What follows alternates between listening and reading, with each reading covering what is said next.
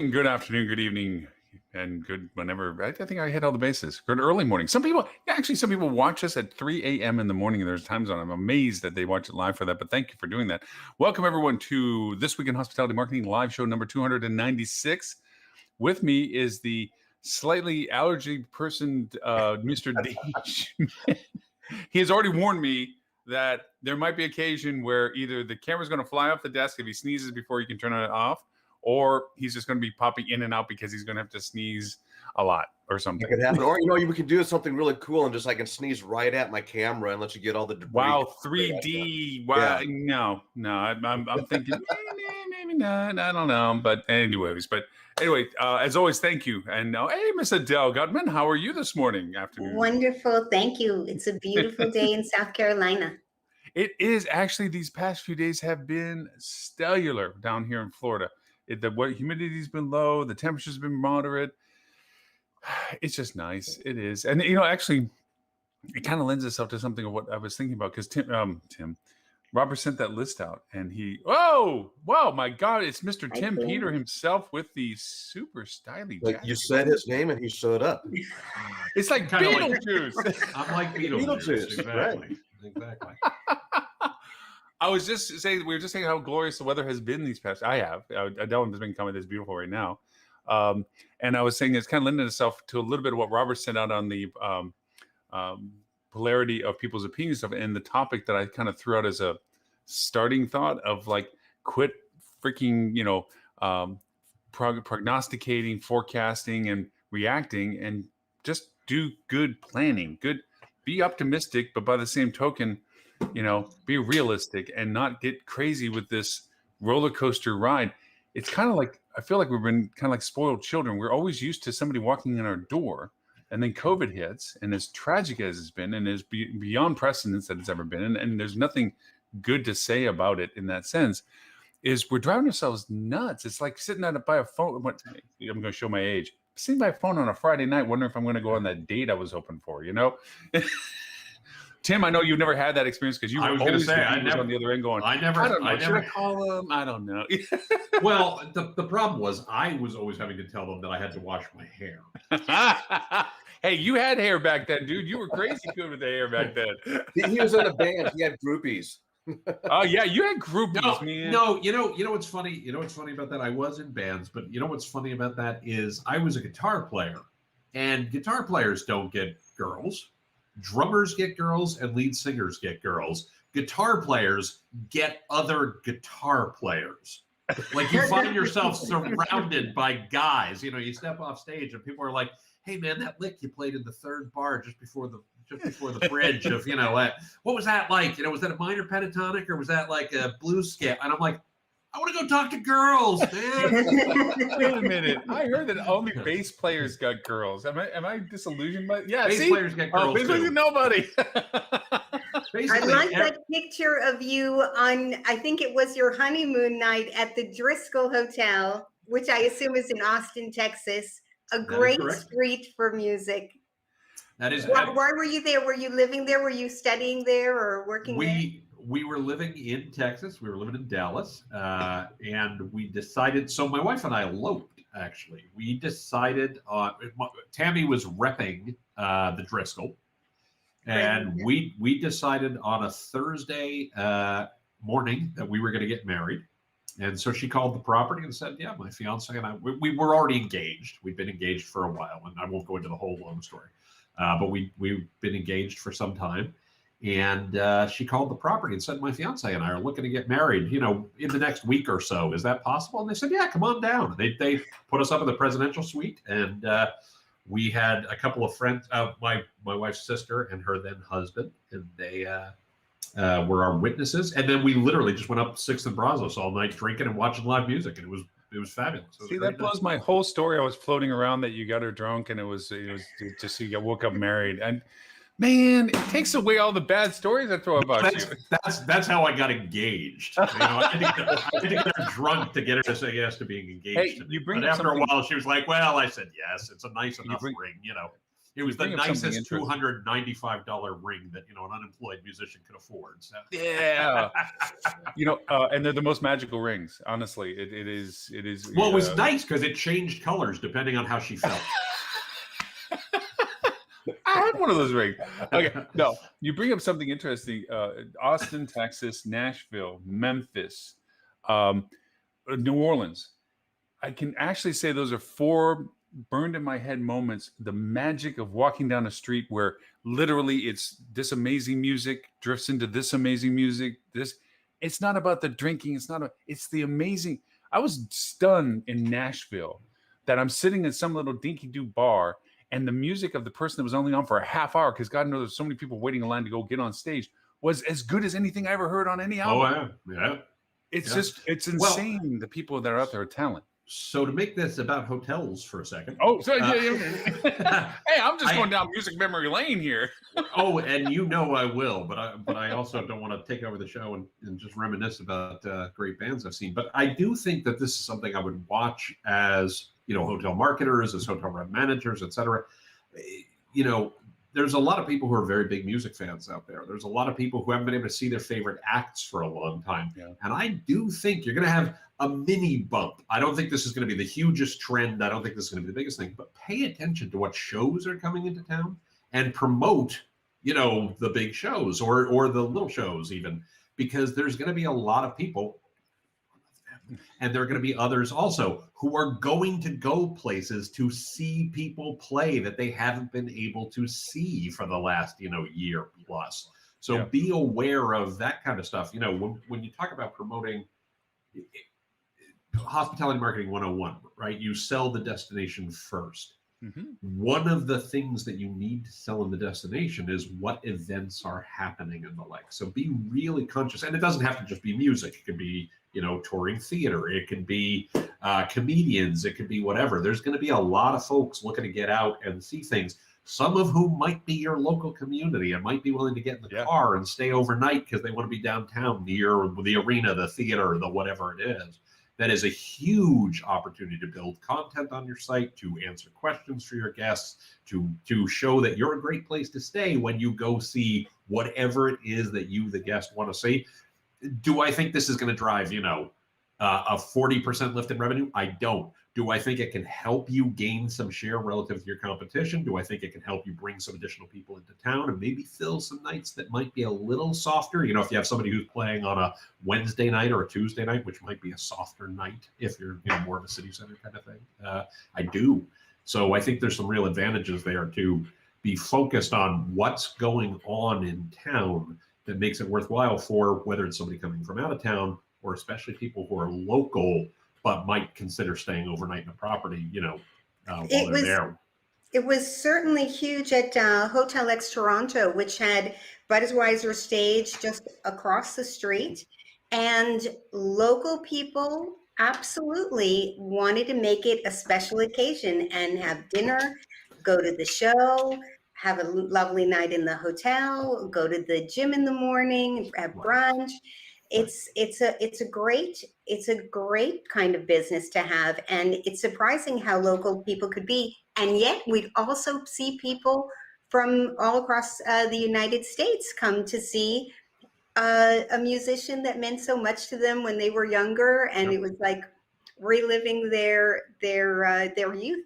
I'm gonna geek out for a second, and Tim, you have these goggles right behind you. Actually, there's a platform called Melody on VR.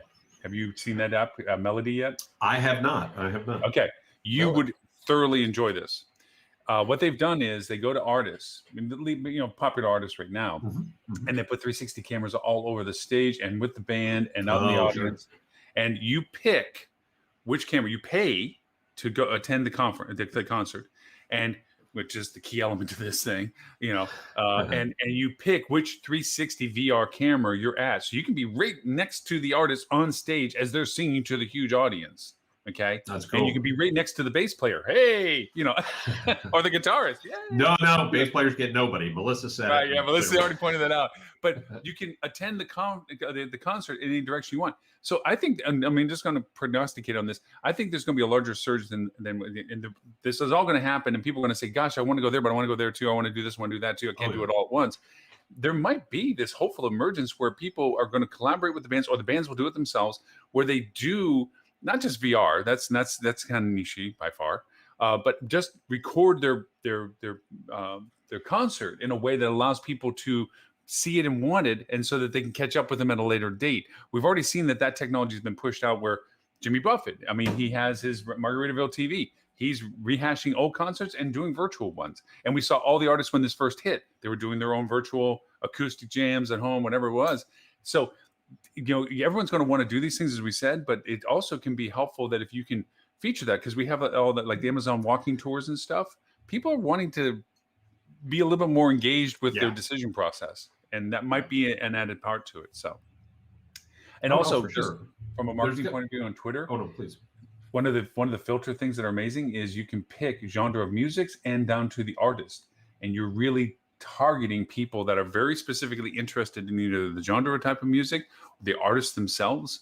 And if they're going to be coming into your market, why not target those people that already follow that artist? You can literally do that on Twitter. Not that I'm endorsing that Twitter should be your first choice, just it's a tool out there that you can add to your stuff. So anyway. Yeah. Okay. The only thing I would just like to see more live music again, just local talent, somebody singing or performing in the lobby, in the restaurant, out on the lawn. It would just be so wonderful to have that. Sitting back in the back of a dark club, a jazz club or jazz or blues club, listening to an artist. Oh. And I like how a lot of they've repurposed a lot of venues for live events. Like I've seen some groups that were touring across America going to drive-in theaters. Drive-in theaters is still a thing. Not only can you watch a movie there, but you can put on a concert there. And you've got everybody in their vehicle. Well, I mean, not everybody in their vehicles. There's seating area as well, but you've got a nice open area.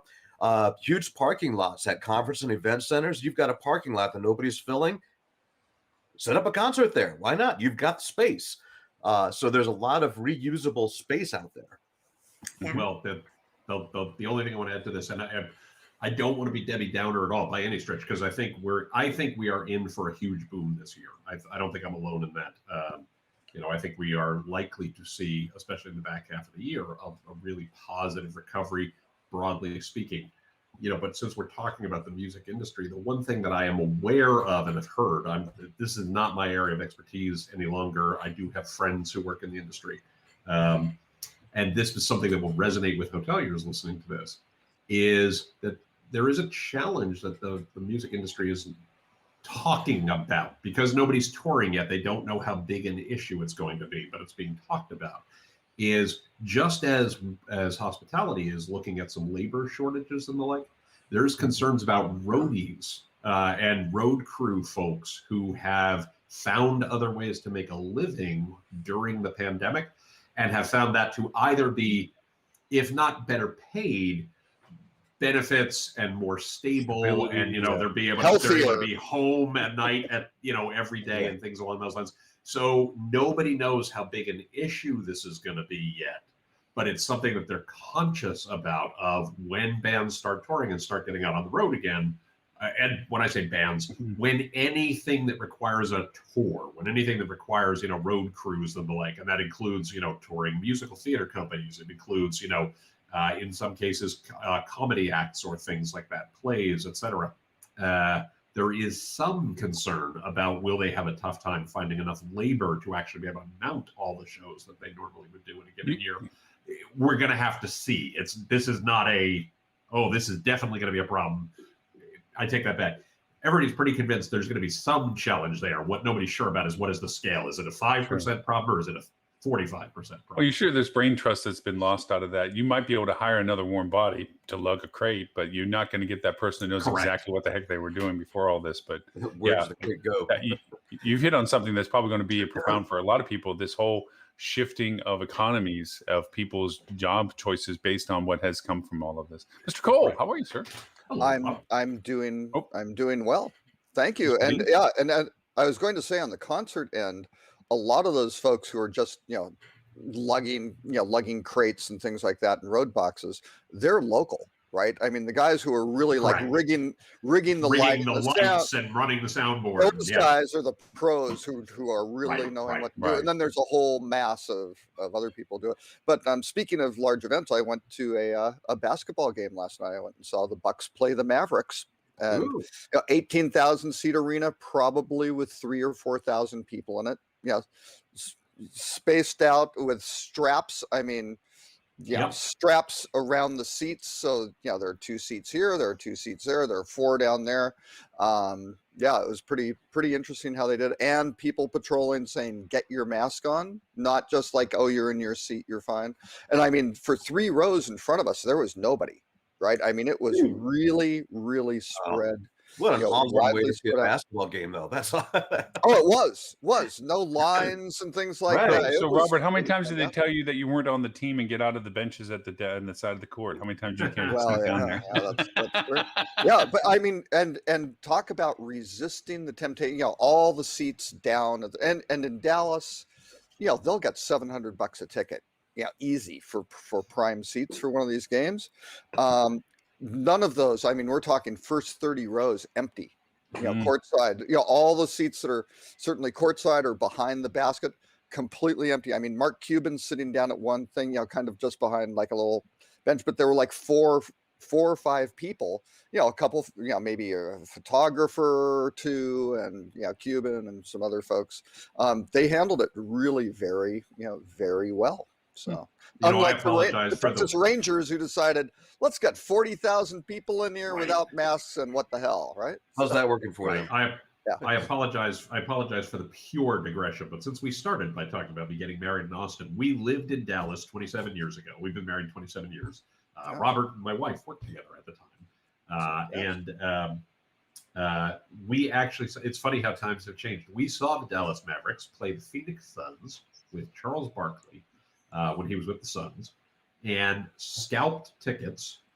And to put it how times have changed, right? You're talking $700 tickets. We were 5 rows up from the floor. The Mavericks were a dreadful team in 1994, and actually the early 90s generally. Yes. We scalped seats. We were 5 rows up to see Charles Barkley and the Phoenix Suns play. And we paid below face value for the tickets, and like a fair bit below face value for the tickets. Only time I've ever seen the Mavericks play. I think we paid $35 or something like that for a pair of tickets. Yeah. For the record, we did not pay $700 a seat. You were up like on the 3rd level. Oh, come on, Robert! Don't be modest. You're independently wealthy, tycoon. That you just act like you do because you don't want to go over and scare the masses. I'm sorry, did you say lethal raccoon?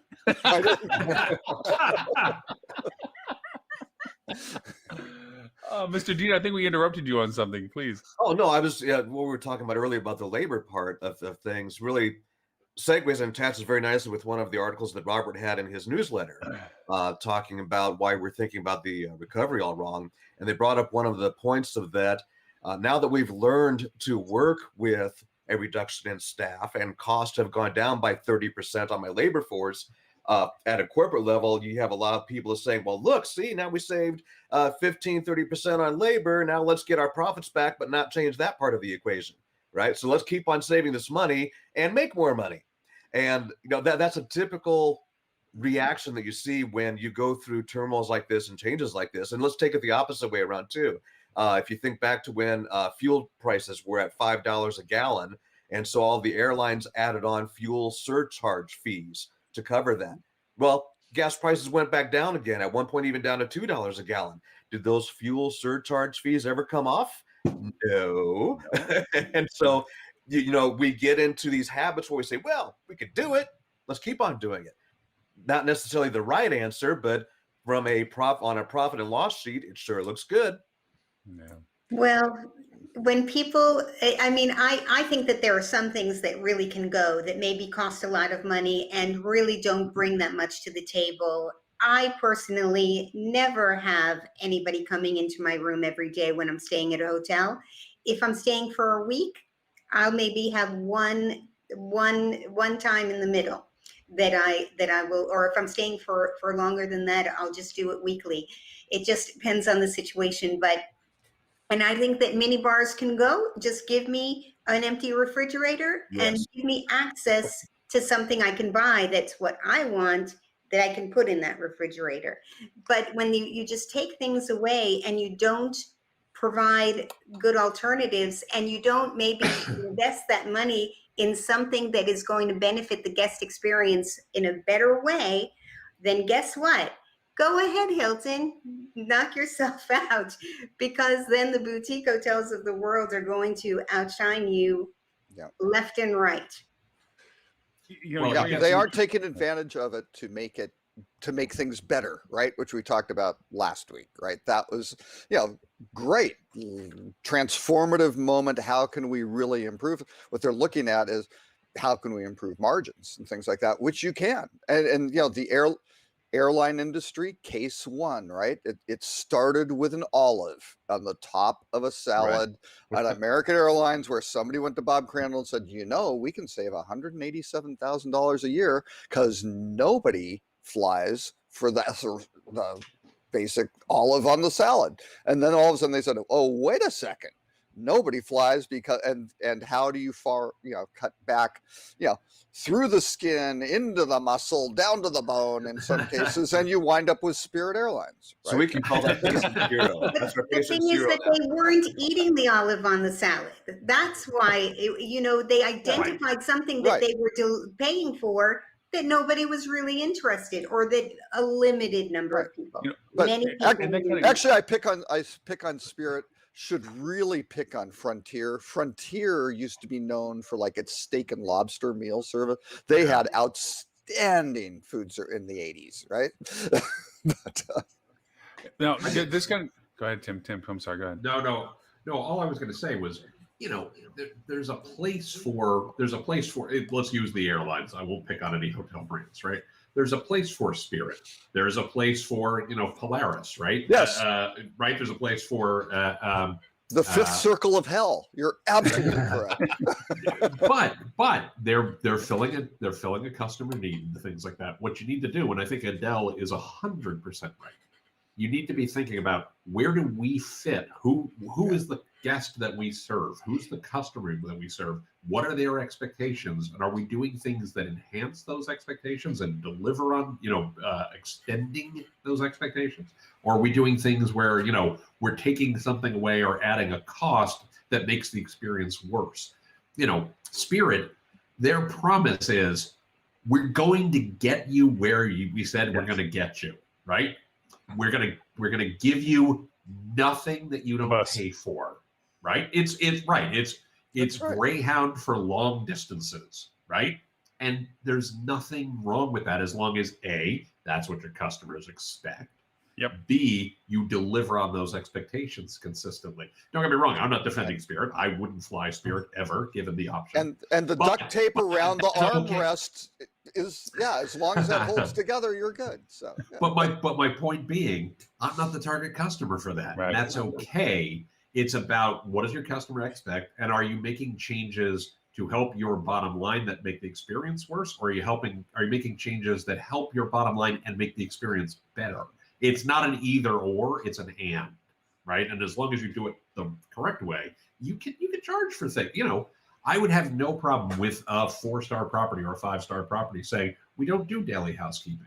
If you would like daily housekeeping, sell it as a package. We have the daily housekeeping package, and it's this much. I'm not saying that'd be the only amenity I'd put in there, but the high touch experience is this rate. The moderate touch experience is this rate, and it's okay to do that, because you're saying this is what you're going to get, and we're giving you what's important to you. And that's the industry used to do that, though, right? Because Four Seasons, twice daily maid service was the standard, right? You got turned down service. That was it. But at extended stay properties, no, you didn't have daily room service. And sometimes you can pick up the remote off the table because it was glued down. But that's just those hotels. Right. No, but again, you kind of had, here's the strata of hotels. So now that's starting to get broken down, right? Right. And so my point is, these exactly what Tim's saying. these brands Well- have to seriously think what they represent and what is the brand promise. Because if you have Right. someone marching in there going, I expect twice daily maid service because I'm staying at the Waldorf Astoria or whatever the case may be. What's look at the happening when simple they go, things. I've got to pay for what? Right. Well, Yeah, well, look sort at I the of bring simple- up a really right. good example that. Oh, I'm sorry, Adele. You might be speaking to Go- this because go it was from the library hotels. They had a room category. There was a ridiculously small room category with a bed shoved into it. And they, as you're booking it online, they actually had this thing that could show you, here is your bed. Here is you in your bed. Here's what this looks like around you. And they were very transparent about it. Here's what you're going to get. Right. And you knew Yeah. front and center without any question whatsoever what it was. You Yeah. booked it knowing what you were going to get. You know what? There was an article also that said, be sure to communicate really well exactly what the guests can expect. As long as you do that, you're not going to have a problem, or you will certainly limit the problems to just, there are some people that won't read, won't look at a picture, won't even visit your website, and then they'll just decide based on, I don't know what. But if you really do your best to, like when I took pictures of, this is how two people look on the full size bed. This is how two people look on a queen size bed. This is how two people look on a king size bed. And you put that link everywhere, on your blog, on the website, on the booking engine, on the room description, on the confirmation email. I mean, just everywhere you can. Well, I've got a question the for Adele, expression- though. I've got a question. Yeah. You have humans in in a hotel photography, What? not just the porte cochere. You have put actual guests who look, or models who look like your guests in the photography. Wow. Yeah, but here's the thing. No, Adele, you're exactly right. I mean, the expression, you've all heard the expression. The expression is surprise and delight, not surprise and what the right? So, it's okay if you surprise and delight, but if you surprise them and they're going, what just happened here? You got a problem.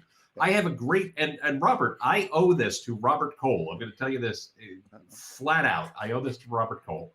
It's something I had learned at Wyndham, and I'd learned at Leading and things along those lines. But Robert said it out loud the best I ever heard, which is pretty pictures sell hotels, right? That's the line. Pretty pictures sell hotels. We knew this every place I'd worked. We saw it when we updated the photos. We always saw our conversion rates go up, always. But, if you want to hang a line on it, whatever your photography budget is, double it. You cannot underspend on this. You can't overspend on this, rather, excuse me.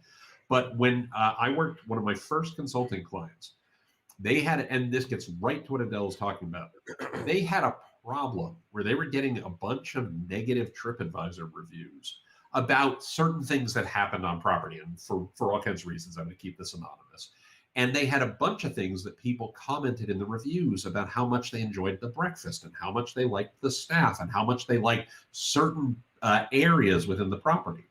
And so the first thing we did, the first cheapest, easiest thing we did was we got a photographer and we went around and took pictures of people enjoying the breakfast. And we took pictures of the staff delivering things. And we took pictures of those areas of the property and swapped out all of the photos on the website with the new photography, where we highlighted the things that people liked in the reviews and didn't show any photos of the things people complained about in the reviews.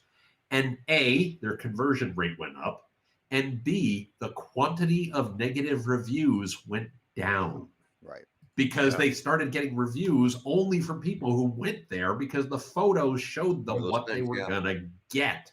It was one of the simplest, cheapest, and most effective things I've ever seen work for any property. And I'm giving this away for free. You can just go do this. If you work with me as a consultant, it's one of our first recommendations across the board is look at your social listening data, look at your guest reviews, and make sure you highlight photos of the things people love and make sure you don't show photos of the things people always bitch about, because clearly you're not delivering on that.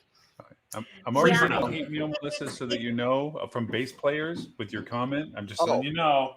They're already resistance about the.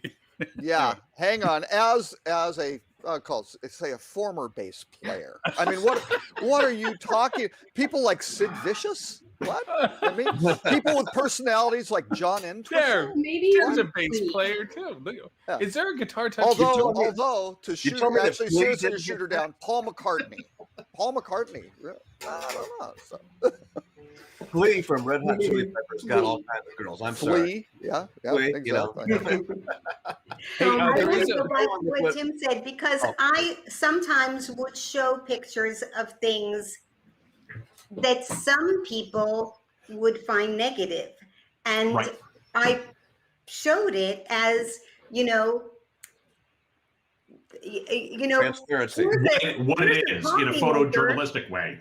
Here's a Yep. coffee maker that you can request when you're booking to have in your room. If it's important to you to have a coffee maker in your room, we have this on request. So some people would complain that we didn't have any coffee makers in the room because we have a $30,000 cappuccino machine in the club lounge, and that's where we want you to come and have coffee and cookies and fruit and Right. all kinds of other nice things that we have in there, and a little personality time with our team to make sure that you feel really taken care of.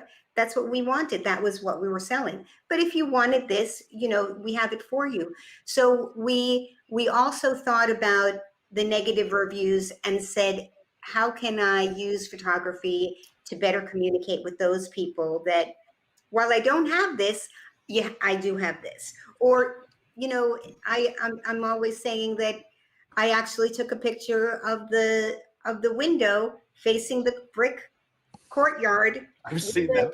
fire escape and said, ta-da, that's the What it view is. from Yeah. the petite Right. room in the Casablanca Hotel. And because of that, it's a nice quiet room considering it's in Times Square.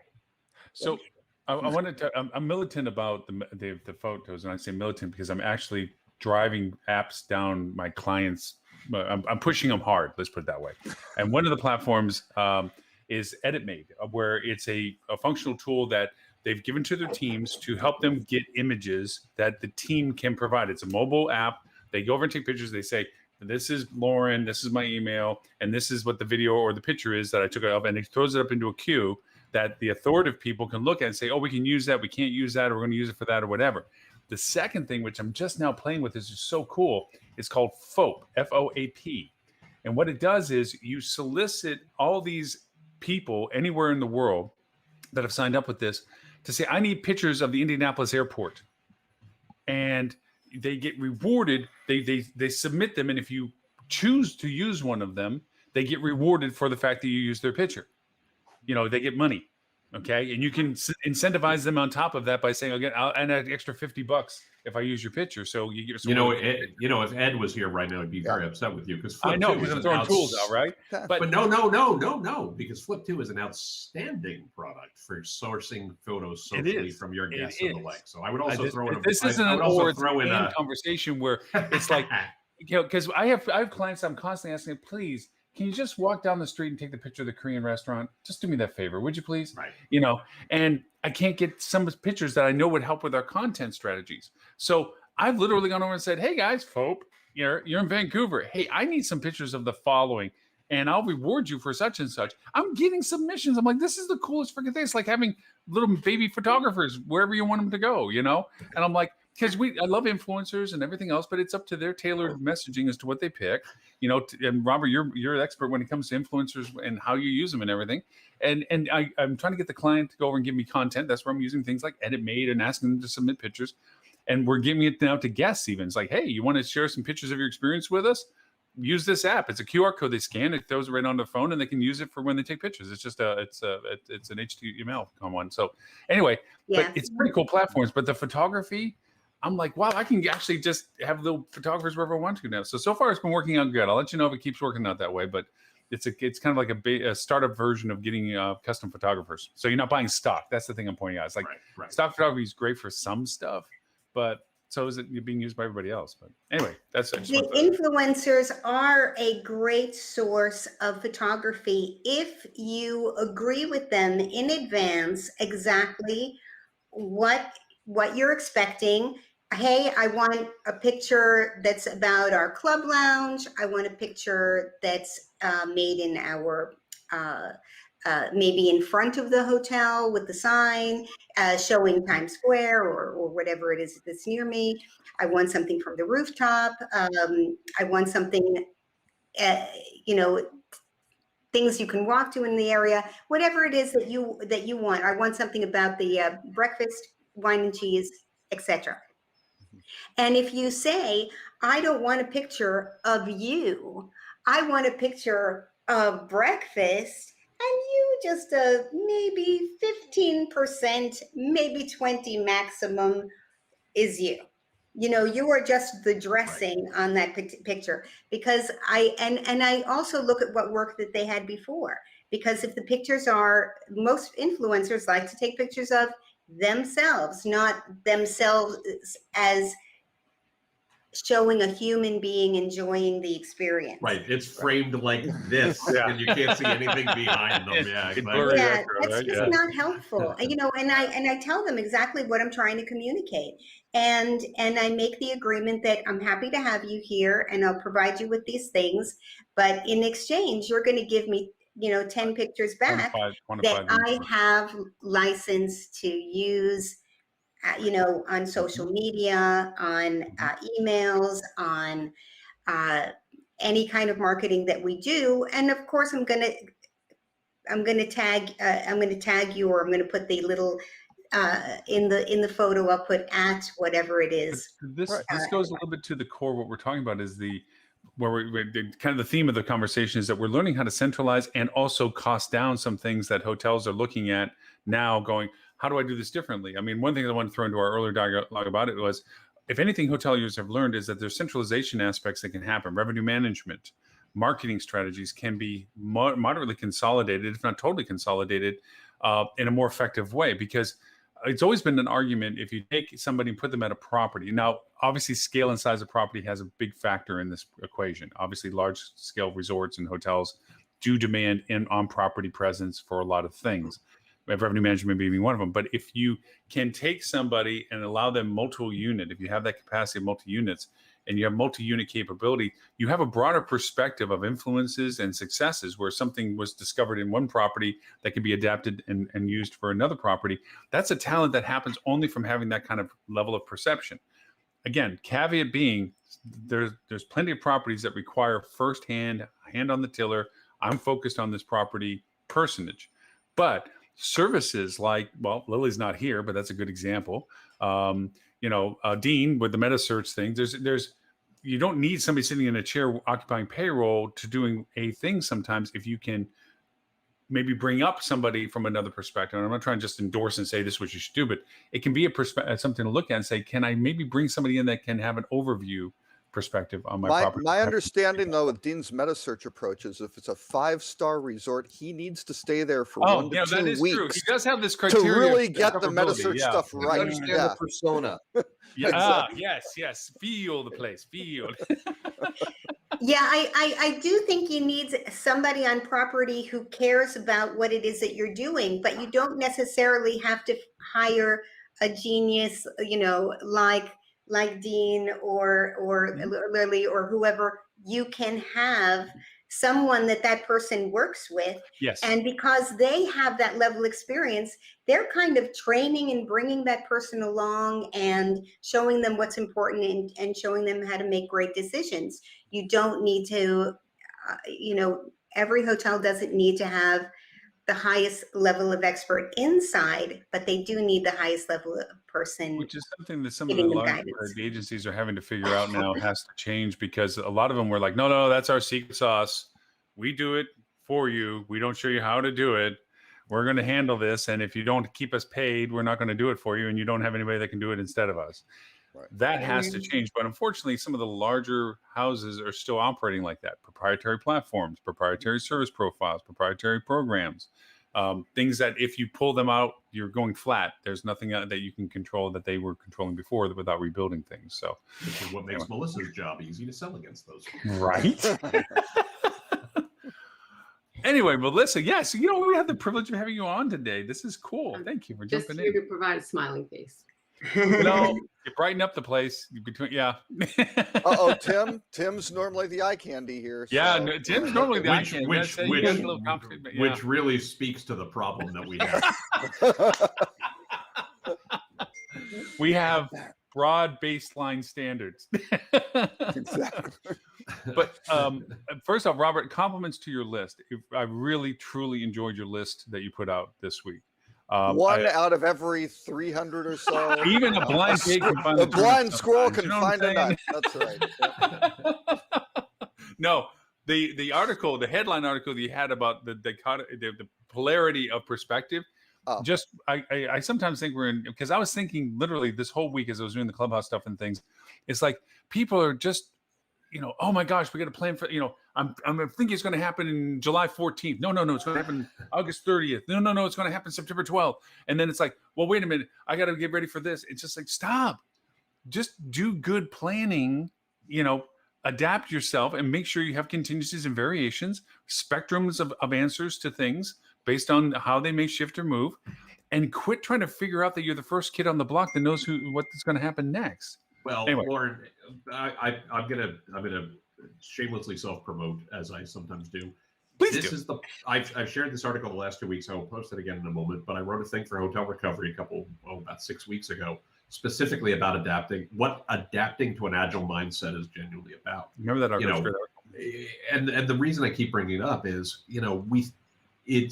we spend a lot of energy trying to predict the future. Don't predict the future. Set yourself up to adapt to the present, because the present, what we know will be true for sure, is it's clouds, man. They're going to change, right? They're going to blow by.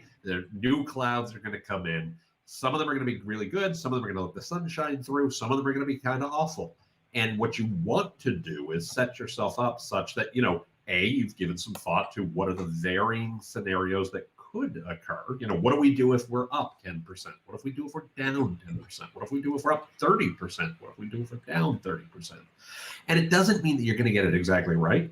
It means that A, you will have thought it through, and B, you will be setting yourself up to be more adaptable so that if it's not quite that, at least you got 70% of it covered, and you'll figure out the other 30% instead of going, what just happened? What do I do?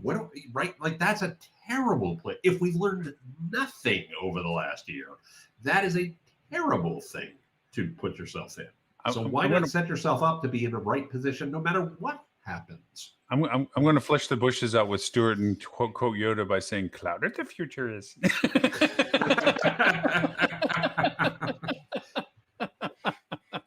Come on, Exactly. Stuart. Turn that camera, buddy. I'll share that link in just a second. But I mean, we spend so much energy trying to predict what the future will be.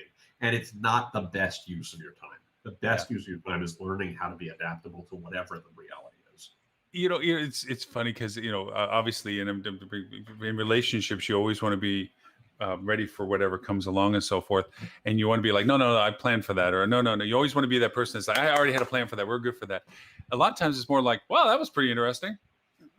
Okay. Didn't think that one coming. It's like sometimes you just got to roll with it rather than thinking that you always have something right. The best part of all of this is sometimes you're just flat out freaking wrong. God knows. Every day I got something. I'm like, whoop, that didn't. Okay, change that plan, and go to do something else. But the cool part is you don't whack yourself out with it, and you don't put yourself in jeopardy. It's kind of like a gambling person. The people that stress about gambling are the ones that always are betting what they can't afford to lose. If you play gambling and Dean, this isn't the therapy session. Was hi, my name's Dean. There's a 12-step program for that, Dean. Yeah. Wrong group. Scared money, and my money is scared, so I don't.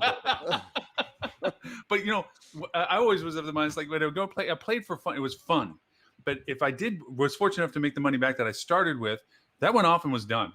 at that point, I'm playing with the house money. If I walk away with anything more in my pocket, great. If I didn't, boy, that was fun. The optimism of opportunity or whatever. But How to and if you survive lost Vegas somebody you played 101. yeah, right. Oh, Yeah, and if you lost the money you played with, that was the cost of having the fun. Okay, and so you never put past what you weren't willing to lose to have the fun. But that's kind of how you have to kind of look at some of these things. Is like, look, okay, let's try this to see if this, be ready for this. But by the same token, if we didn't, it wasn't like all chips in, I lose everything if I don't do this. Conservative optimism. Yeah. Well, And small adaptations to test. And That's right. Let's try this, see it work. If it didn't work, there's no harm. We just made a small test in that direction. I'm floored how many people say this is the strategy and this is the way it is, and we're sticking to it no matter what the evidence shows us. Darwin did not say survival of the fittest. It was survival of the most adaptable, right? That's the key. Yeah. I was kind of rude with somebody and a client in New York when I was parting ways with them, because they were just what you just said, Adele. They're like, this is exactly what we're going to do. And I says, do me a favor. Do you have a company that you handle with for real estate? And they're like, yeah, the company is great. I need their number because I know there's going to be a hotel for sale soon. And that's as a consultant. As a consultant, you want to burn bridges. I've found. I was just that's really. That's a way to do it. Yeah. It made them pause and actually go back to something I was telling them about what they were doing that was blatantly like, you are so blind faith in this process that you are blinded to the fact that if it fails, what the actual cost of that is. Why don't you just back it up a little bit? I'm not saying not to do aspects of this, but don't be, this is exactly what we're going to do. Only the thing we're going to do, the way we're going to do it till the bitter end. Why be a bitter end? Why not be like, okay, we pushed, it didn't work. Let's make sure we didn't lose everything by the push. Because we saw hotels do this. There's hotels in receivership right now that false jumped in July last year. I know them, and they went out to this and they pushed everything into it thinking this was the resurge back up. This is the golden time. They didn't do anything that we talk about by adapting their technology, restructuring their internal organizations, didn't change their service profiles, didn't change anything, and just went out there going, let's turn all the campaigns back on like they were pre-COVID. Boom, money gone, no business, everything crashed. And they're sitting there going, oh, we're losing everything now. And they did. Yeah. Well, we have a word for people who, do the same thing regardless of what the data says. They're called politicians. Right? Yeah. Sorry, Adele, you started to say. I was just going to say that sometimes I try something and it worked great at one hotel and I applied it to the other and it didn't. Right. And so it just goes to show you, you have to test everything individually. Sometimes I would do something and it didn't work out. And then I'd hear from some people that they had good experience. So I would try a small test again, something that I don't mind losing a little bit of money, just testing it on. And suddenly it works great because things have changed between that time and this time. Well, there's a term we use a lot, and I apologize. There's a term we use a lot. Because I agree with Adele completely. I want to add a nuance to this. And the nuance is we always tell customers you have to follow what's called a core and explore method, right?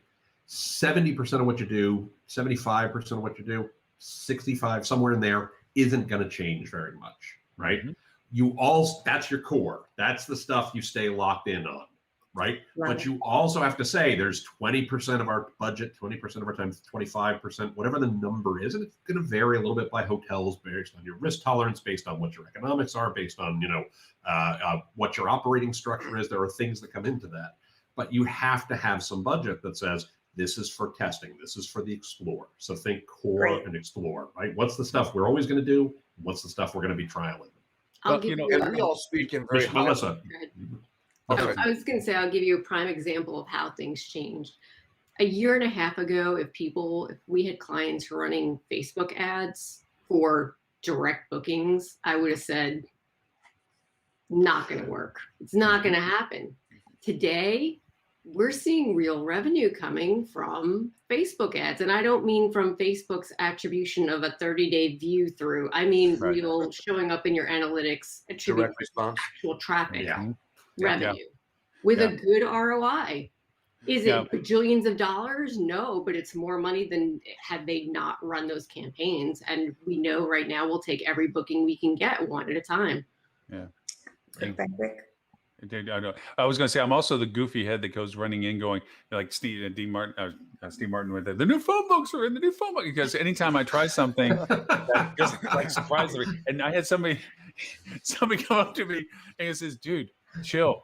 Take it. Just act like you knew you were going to do it." I'm like, I can't. I had no freaking clue this thing was going to pay off like it did. I'm gonna, Yeah. So I'm very much about the extremes. It's like, well, that totally blew, and that part's totally a success. But I do, and when I used to run hotels, where I would take a little bit of something like catering, outside catering. I couldn't convince ownership that it was a worthwhile endeavor. So I took our internal gear, which is not built for catering, by the way, and tried to do outside catering projects that we're willing to accept. We'd show up with hot boxes that were supposed to roll down the back of the hallways. Instead, I'm loading them up in rented U-Hauls. Okay. And we started showing that it was a good profit center. Like, hey, I took a little bit of money, made you this much money. How much more would I be able to do if I had this much money? How much more could I make after that? And do that justification. A little bit starts a larger seed. But it is true. You have to, A/B multivariate testing all day, every day. It's everything. The executive producer is in the house. and telling us what he thinks of the show today. That's right. Exactly. Yeah. Robert, you got some. He is tail not there. approving of my content today. Exactly. But yes, On any and probably given Melissa, day- you can talk more to it. That whole multivariant testing stuff, it's a constant probing of different variations to things. Just, okay, it worked. What worked about it? Was it the image? Was it the context? Was it the link? Was it the offer itself? Was it the platform? Test. Yeah. So anyway. And I will say this, I've learned this over many years and a lot of research, that the majority of tests don't show a substantial winner. Right. That's okay, because you still learn something. That's right. Mhm. Well, there are lots of variation. There are lots of variables, right? And you've got to, if you're really going to do it properly, you've got to hit all those permutations and combinations of this multivariate. And most people don't have that kind of testing budget, right? They've just got to guess for the major ones. Now, the one problem with the hospitality industry is structural, because if you're let's say you're a large branded hotel, right? So you're sitting there and you've got you're a hotel owner, you've got a third party management company. You go, oh wait, I'm paying the third party management company 3%. The brand's getting 12%. Couple points are going to the credit card company. Oh, Lolly's bookings are coming through OTAs right now. And all of a sudden you've got a third of your top line revenue going off to intermediaries. And I know all those groups hate to be called intermediaries, including the brands, but you're paying somebody in fees. And then all of a sudden you go, oh yes, we've got the labor costs, right? The Dell and Nacetta and those folks are talking about. And oh yeah, the note on the building and this and that. All of a sudden that 20% would be nice to play around and experiment with on the marketing budget is, suddenly minus 6 points of margin, right? Yeah. You're going, how do we get that fixed? Well, So that's going to be Robert, a the only big place I'm gonna challenge for push- these hoteliers, right? The only place I'm going to push back on that, and obviously we've had this, discussion, debate, fight, whatever you want to call it, many times over the years. But if you're paying, 15% or 12% rather to the brand should be doing that for you. Yes. The brand should be doing that for you. Now, whether or not they do is another matter. Whether or not they do in all cases is another matter. But that's part of what you ought to be getting for that brand investment. If you're running your own website, that's a different thing. If you're running your own direct channels, that's a different thing. Yeah.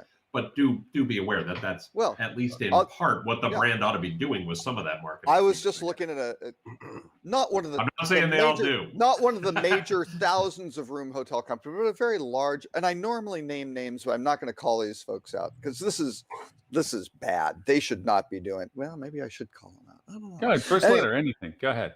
Omni, I the named that Omni, tune in 1 the minute. Omni Cancun folks. Their photography is awful.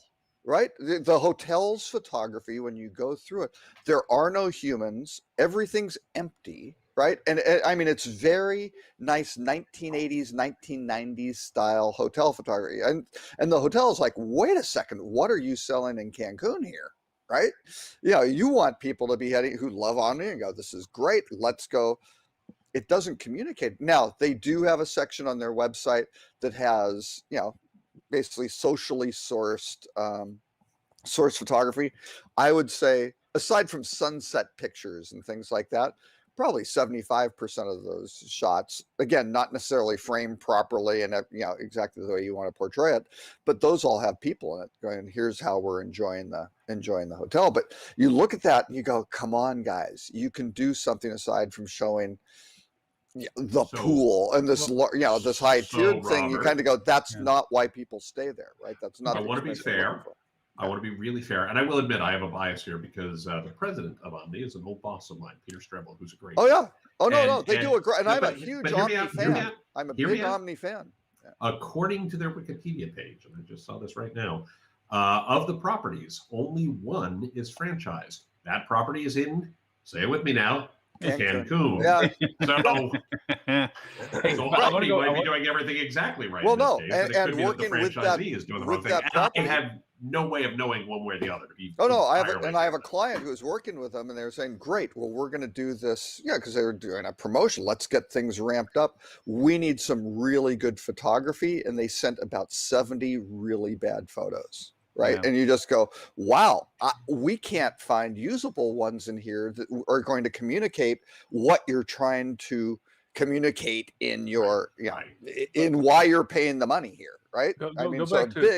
Ugly disconnect. Going back to one thing about testing and so forth. And I think, Melissa, just to emphasize something you pointed out earlier, a lot of times, a lot of what we do is based on assumption or opinion.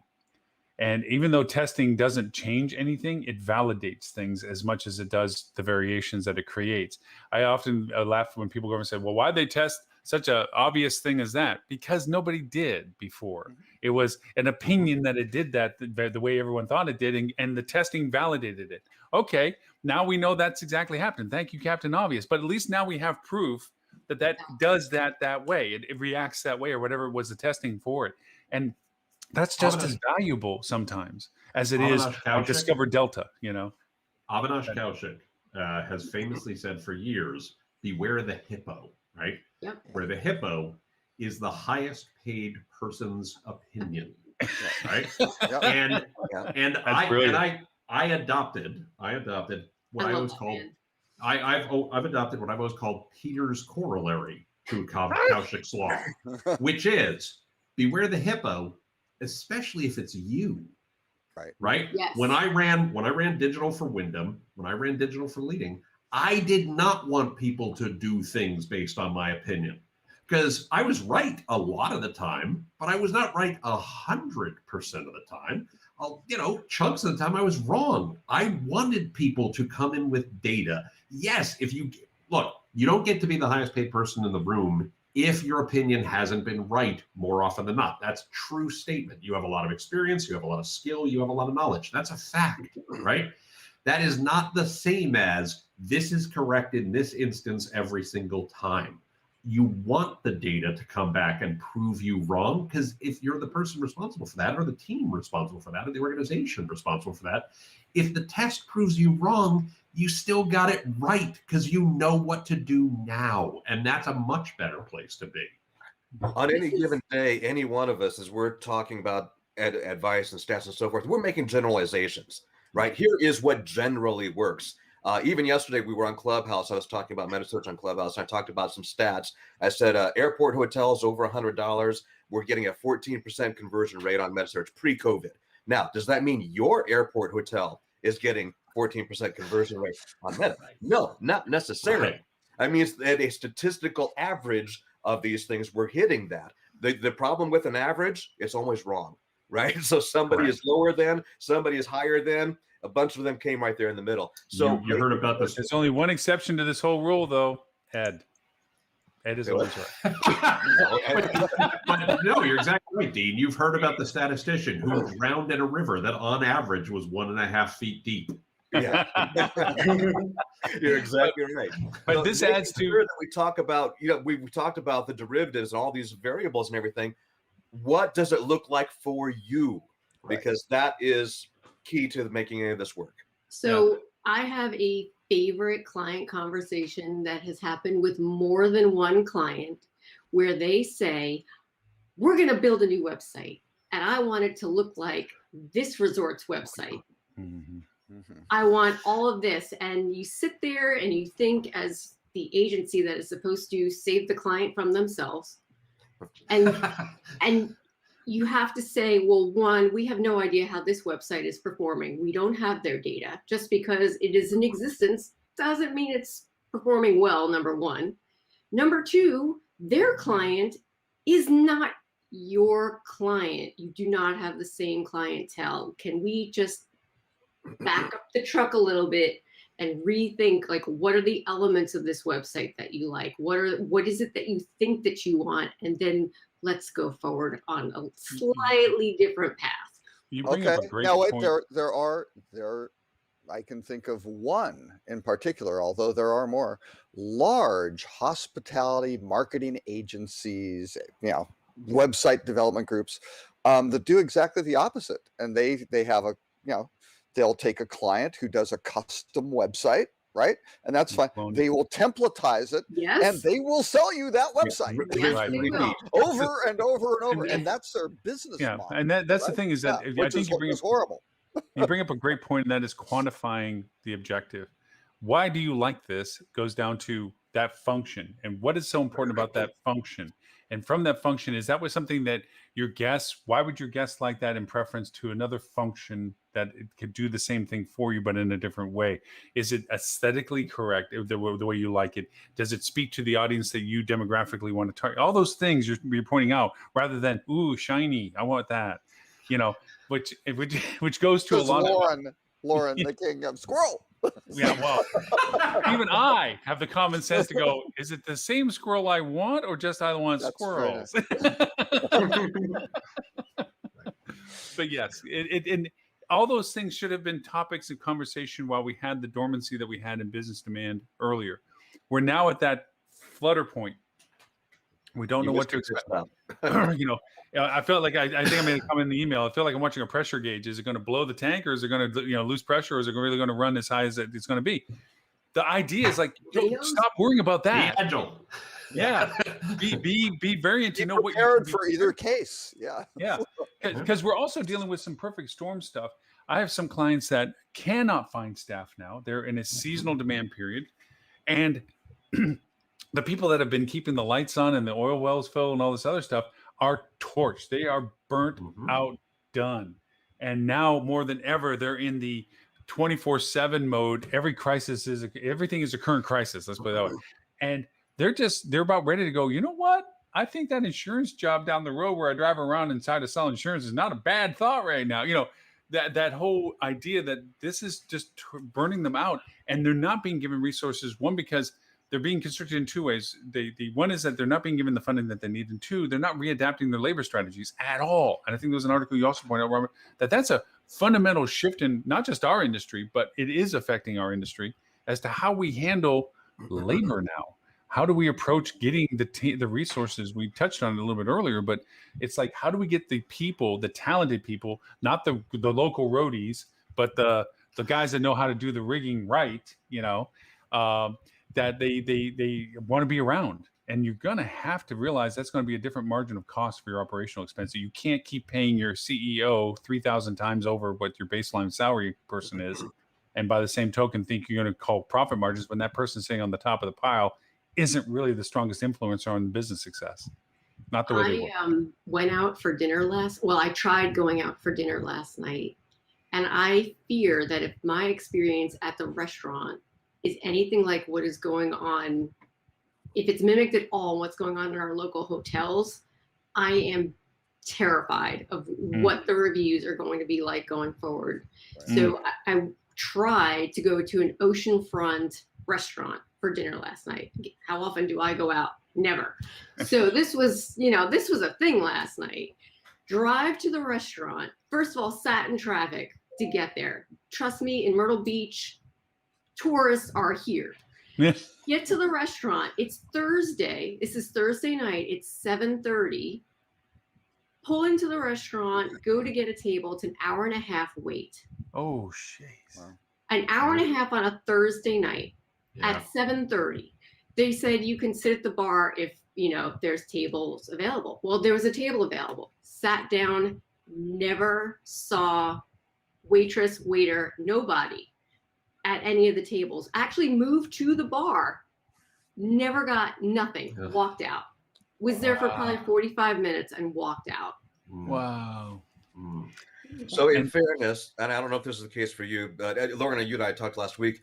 We went to an Easter Sunday brunch that was being hosted by a local conference center that we had done the same thing last year. They had on Easter, and then COVID hit, and then they didn't do anything like this. So we were excited that they were having this event, and it was a buffet and all these things. But what we discovered was happening, this might have been the case for you, is that now their staff consisted of people who had never done this before. Because they were trying to get the staff in there.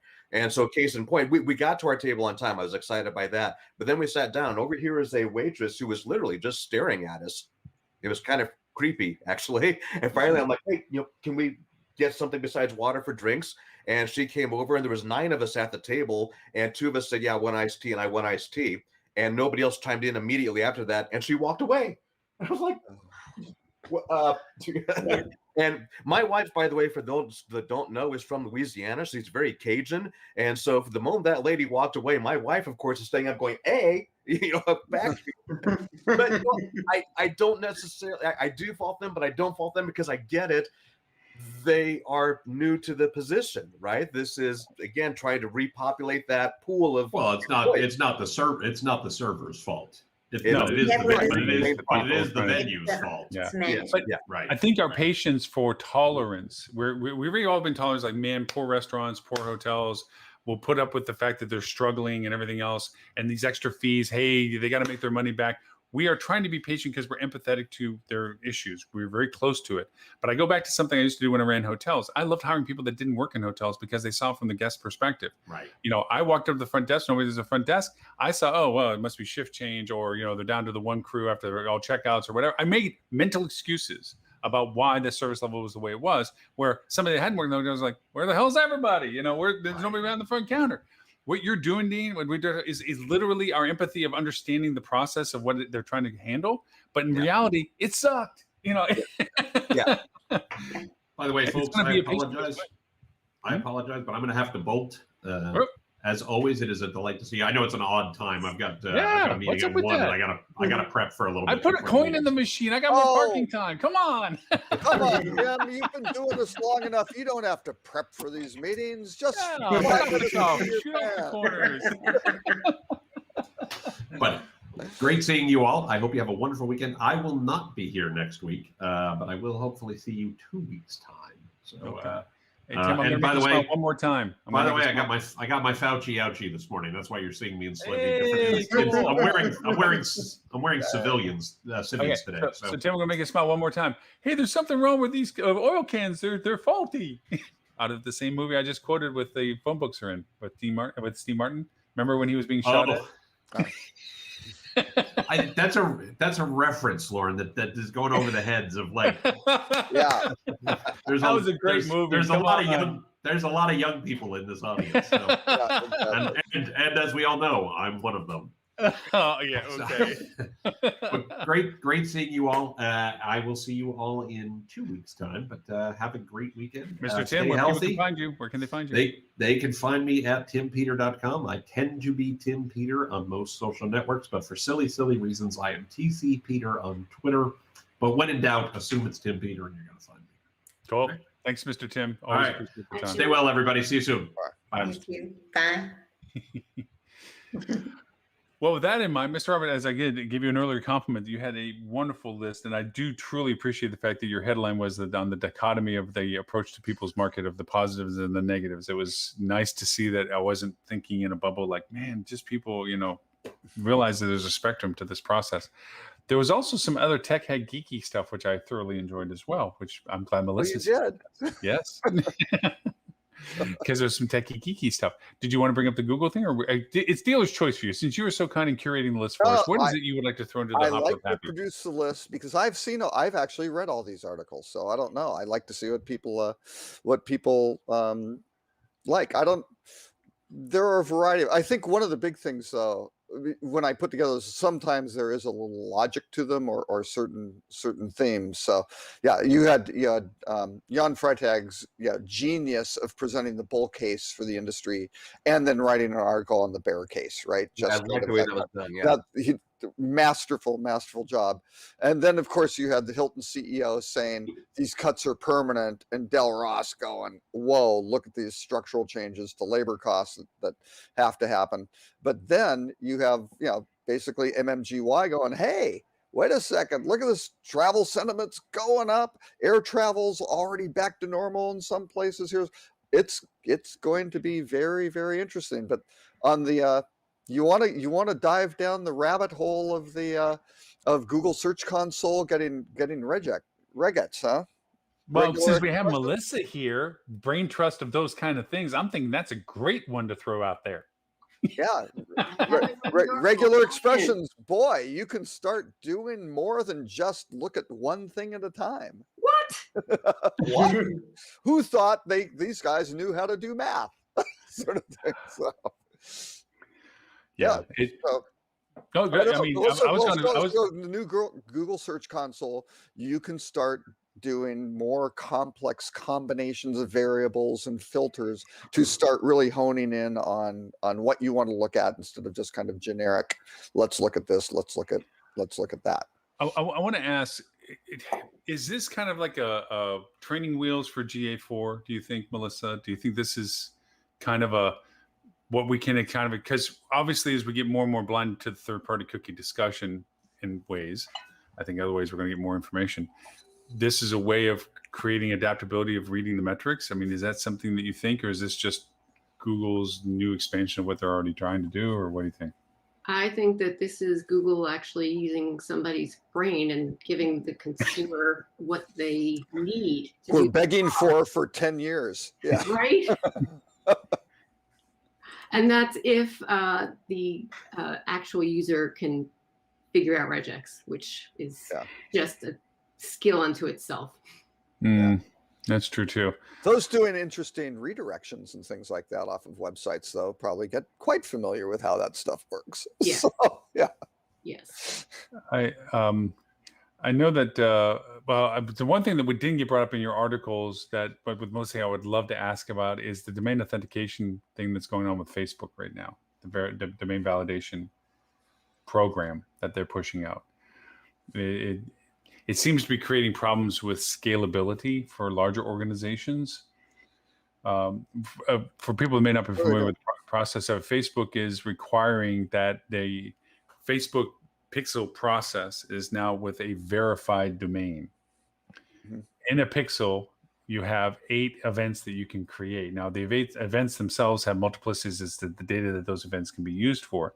But with a pixel, you have 8 events max that you can build with those. Through the verification process means that if you're going to want to create event tracking with that pixel, it can only be done with a verified domain.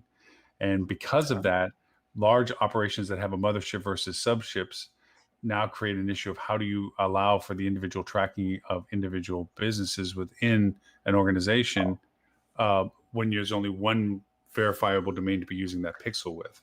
So when you're saying this, are you saying so the main domain is whatever XYZ hotel group, and then the sub? Are you talking about true subdomains where it's that's like an answer solution to that? That's a solution process. Is it a hotel dot domain. Right. That's a solution process. Is creating subdomains for the pixel to work within and having separate domains for it. Also, there's a little bit of a twist angle of using the old app window, Facebook Pixel apps, where you can use and those for booking engines. If you've talked to TravelClicks and Exodus and larger organizations, their eminent solution is, of course, to charge you for it to create a subdomain booking engine. Yep. To allow you to do this with. So I'm not going to say it. Yeah, I know. It's my whole thing to it too. Is like, wow, thank you very much. And by the way, can you heat that poker up for me? That is software as a service. At your service, we will load another instance of the software. So, yeah. And another I'm happy to charge you a pixel fee for eternity. That's right. It's implemented. You pay for it every year because that. Yeah. Well, it's actually a monthly thing that they're willing to throw out on a couple of them. It's like, wow, it sounds like such a nickel thing, but that nickel adds up to more dollars than we know because everything else is a nickel too. There is that. There is, however, and we learned just this recently, ability to create your own custom tag manager shell and use that as your core and use it to be used for all the multiplicities you need. Yeah, Melissa, I got to talk to you about this. This is some crazy stuff. What, like I Google just Tag learned this. Manager? You can throw in all No, sorts of no. This isn't just using Google Tag Manager or Adobe as a tag manager. This is actually creating your own custom tag manager. And then you opaque everything that you have the pixel run through. So it only goes to one source, but that one source is your custom shell. Yeah, I know you got a scrunchy face. I didn't know this stuff even existed. Yeah. And the dude that told me this is the guy that works at Google. I'm like, you could do that? And he's like, yeah, it takes a lot of work, but you can do it. I'm like, seriously? Why would you want to do that? Well, it solves a little bit of this, but it also, for larger organizations that have a lot of children, it allows them to aggregate them all under one trackable, because then the source comes to one place, all the data comes to one source, and then that pixel is handed out to everybody to use. So all the data still comes to the source, and the reporting goes back from the source to the people that are participating with it for large, multiple ownership properties and so forth. I just thought, I didn't even know those things existed 3 days ago. And I'm like, he says, yeah, you can build them. I'm like, okay, that's interesting. Let's look into that a little bit. So as I find out more, I'll be bugging you, Melissa, about it. Because I've seen people do that with Google Tag Manager, but yeah, you can build your own. Yeah, you can do all sorts of very interesting. Oh yeah, you can build your own tag, but any kind of tag, coded. Right? It's still GA referenced, but and that's the problem with the tracking is that it's still. Then at that point, from a Facebook perspective, an example, it's still seeing only one domain. If you're trying to refer to different domains or not use it for just that one domain that's been authenticated, it won't run for it. Here, you're creating that scrub where it doesn't refer to anything other than the one spot. For cross domain tracking. Yeah. Okay. I know. I just, like I said, I didn't even know this stuff existed. And boy, did we go down a little rabbit hole there. But yeah, just that's kind of some pretty cool stuff. Like, dang, I didn't know this stuff can happen around. But all being said, I want to throw out the Hipmunk conversation because I don't know why this is coming to market. I saw that the other day. First of all, yeah, why is it coming to market? Because Hipmunk was such a success to begin with. It was a cute little site. I'll give it that. Trevor was a fanboy of it, by the way. And then so now they're, by the way, so just to add clarity for those that don't know, so in fact, I think I've got a link I can plug into the comments here. So the guys that created Hipmunk have now come out with a new program to continue shopping airlines for Meta, and they think they're going to build this. And the really key to this is that they say that they want to take down Kayak, and that's who they're going head to head with. Now, first and foremost, when you cite Kayak as being your target, that should be a red flag in and of itself. Low bar. So, but I will grant you, Kayak, has been one of the longest established metasearch channels out there. And to be fair, we talk about metasearch from a hotelier perspective. We don't talk about it as so much from an airline perspective. And in the airline part of things, there is kind of a different comp set out there. Skyscanner becomes a thing. Kayak definitely has some cloud in that. But to say that that's your target, I don't know. But anyway, they've got a neat name for it. Now they're focusing on penguins instead of chipmunks. That's kind of cute. The chipmunk was an excellent, cute execution of having a nice cuddly for something. And here's the reason I think Adam Goldstein and Steve Huffman. Steve Huffman was one of the founders of Reddit, right? Who was Adam's partner, but it was really kind of Adam's baby. I also insulted Adam the first time I met him when Hipmunk had just come out because I was a big fan, because they took something that was genius. ITA Software had their kind of Gantt chart approach, right? Which was, when Jeremy built that monster, they had, here are all the flights, and you could see here's the connection and the time in between, and you could kind of figure out, oh, here's it. And I used it all the time, but ITA didn't really promote that to people, and nobody could execute it. And in wanders Adam, and I insulted, he thought it was a tremendous insult. And I was like, no, this is great praise. You took the ITA interface and did two things to it. You first put some sliders so you can say, wait, I don't want to leave before 8 o'clock in the morning, and I want to get in before 10 o'clock at night, right? So you can slide very intuitive, and you go boom, like that. And then you put it in pain order or agony order, right? Because why would you even want to look at a flight that has 2 stops and takes 12 hours and costs $200 more than the nonstop that meets all your criteria, right? And that was always the problem with GDS display, right? Is just here's all the crap. Or, but since I'm naming names, Starwood, right? That have every permutation and combination of rate plan and room category. It's like, get all that crap out of there. Just show me what the stuff that's relevant to me would be. So they did a really good job at that. And then they wrapped the technology in kind of the cute little hip monkey guy, right? Who can do all sorts of kind of like, I never liked the Travelocity gnome. The roaming gnome was always a little creepy. I mean, Travelocity wound up doing a good job with it, but the Hipmunk was very cute and cuddly and that sort of thing. So I thought they did a really, really good, job with that. Now, how you compete against Kayak and Google and all Google. I just think of Google. I mean, the stuff that they're adding to Google. Go ahead. But I think they will be marginal. I think, and again, Adam will hate when I say, I think they will have marginal incremental improvements in user interfaces and user experiences, which will help the industry because they did these. It's hard to call them innovations. They were just refinements and improvements that move things forward, right? And it came from guys who are outside the industry. It'll be interesting now that they were in the industry for maybe 10 years if they do it, if they can keep doing that, right? And keep moving things ahead. We'll have to see. The one thing that they did do very well with Hipmunk, and this is coming back to hotels again. By the way, this Penguin thing is focused on airlines, so that is one key point of difference I need to emphasize there. But and they'll get into. I'm sure they will get into hotels eventually, but that's exactly what they did with Hipmunk before. Just the same way Bob Diener and Dave Littman when they did Hotel Reservations Network, right? And the old 1-800-96 hotels that eventually became hotels.com, right? They kind of, started off with that. What did they build? Get a Room afterwards, right? Doing the same thing, made a few little refinements, made it, maybe more profitable and better and more modern for them to do things. I think these guys will probably do the same. But the one thing that Hipmunk did do very well with, they sold Airbnb on Hipmunk and really did a nice job of packaging it. Really better than anyone else I've seen out there, quite frankly. And unfortunately, that all went to the wayside. But I've talked about this before, I still feel like not just Airbnb, but alternate lodging accommodations, whether that be an Airbnb, a vacation rental, an RV resort, whatever it may be, that there's some opportunity out there. And I've talked about this before, that's a chink in Google's armor that they don't do really well with. So that might be an area they can specialize in.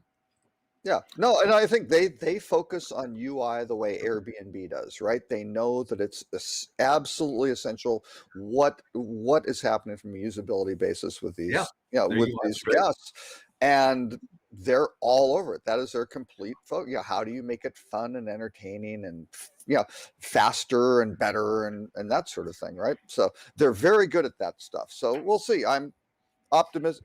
I don't know. Do you go invest and say this is going to go knock out Kayak and things like? I've got to think their exit strategy would probably be.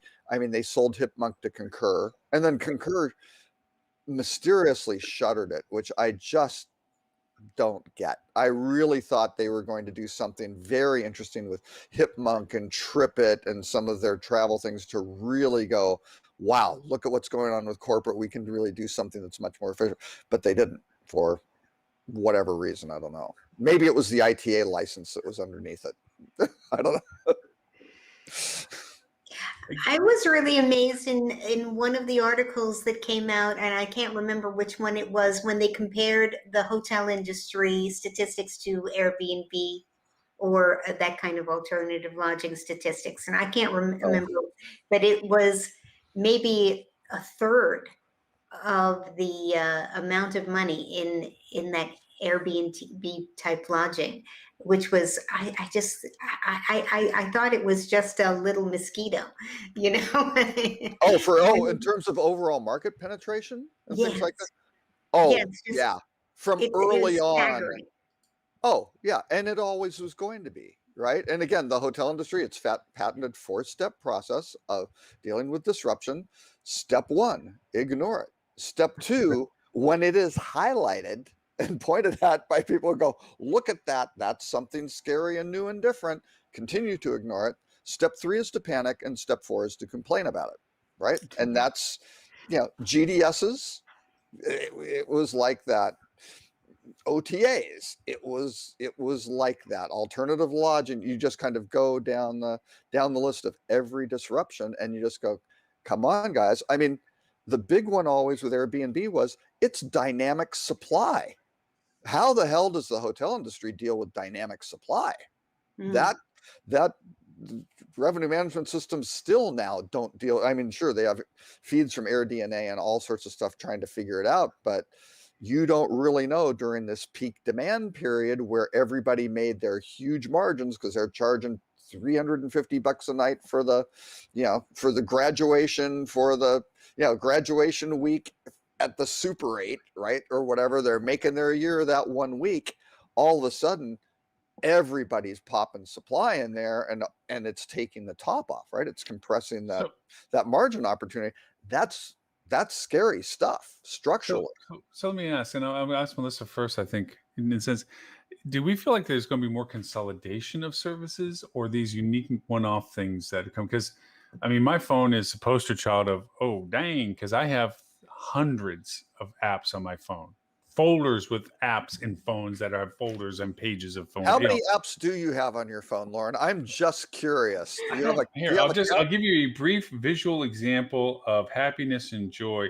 So my first page starts out normal, then it gets into folders, then it gets into more folders, then it gets into more fold. Oh, nope, no more folders there. Oh, these are just my breakdown apps. We'll just keep going. Have any memory left on your phone? My phone I only have 254 because I try to keep it down, but I have I think 700 something. I think it's the last count I had. I don't know, because I'm like, okay, shiny squirrel, go figure. Hey, look, new app. Boom. I like trying things because that's just me. Living on the bleeding edge. Yes. Hey, I have some very cool apps, and a lot of apps are probably no longer working anymore because nobody was like, who else buys this? Nobody buys this thing. That's yeah. Right. Yeah, I should. But given those, wait, Lauren, that app, is it a dessert topping or a floor wax? It's both. It does both. Yeah, right.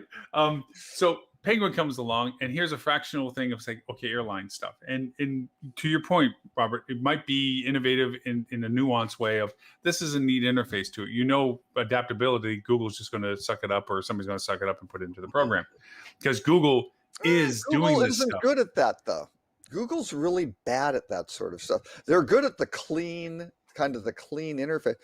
Go try to find a vacation rental in Google. I'm not saying Google's perfect. I'm just saying from a black and white. Are we going to see this fractional stuff again, like the Hotel Tonight stuff coming back alive?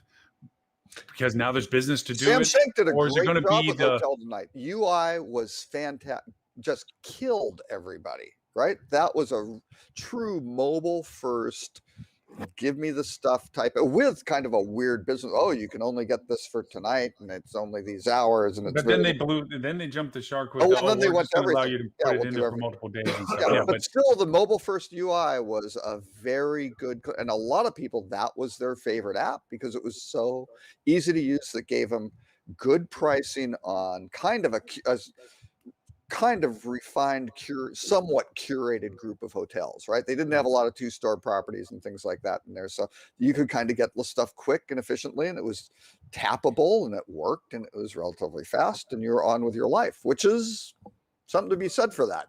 Yeah. So what do you think, Melissa? Do you think that that's where things are going to come back to it? Or you think that it's going to be like, I like just going to one place and it does all the stuff I mostly want to do, and I don't need these one-offs kind of things. What do you think is going to happen?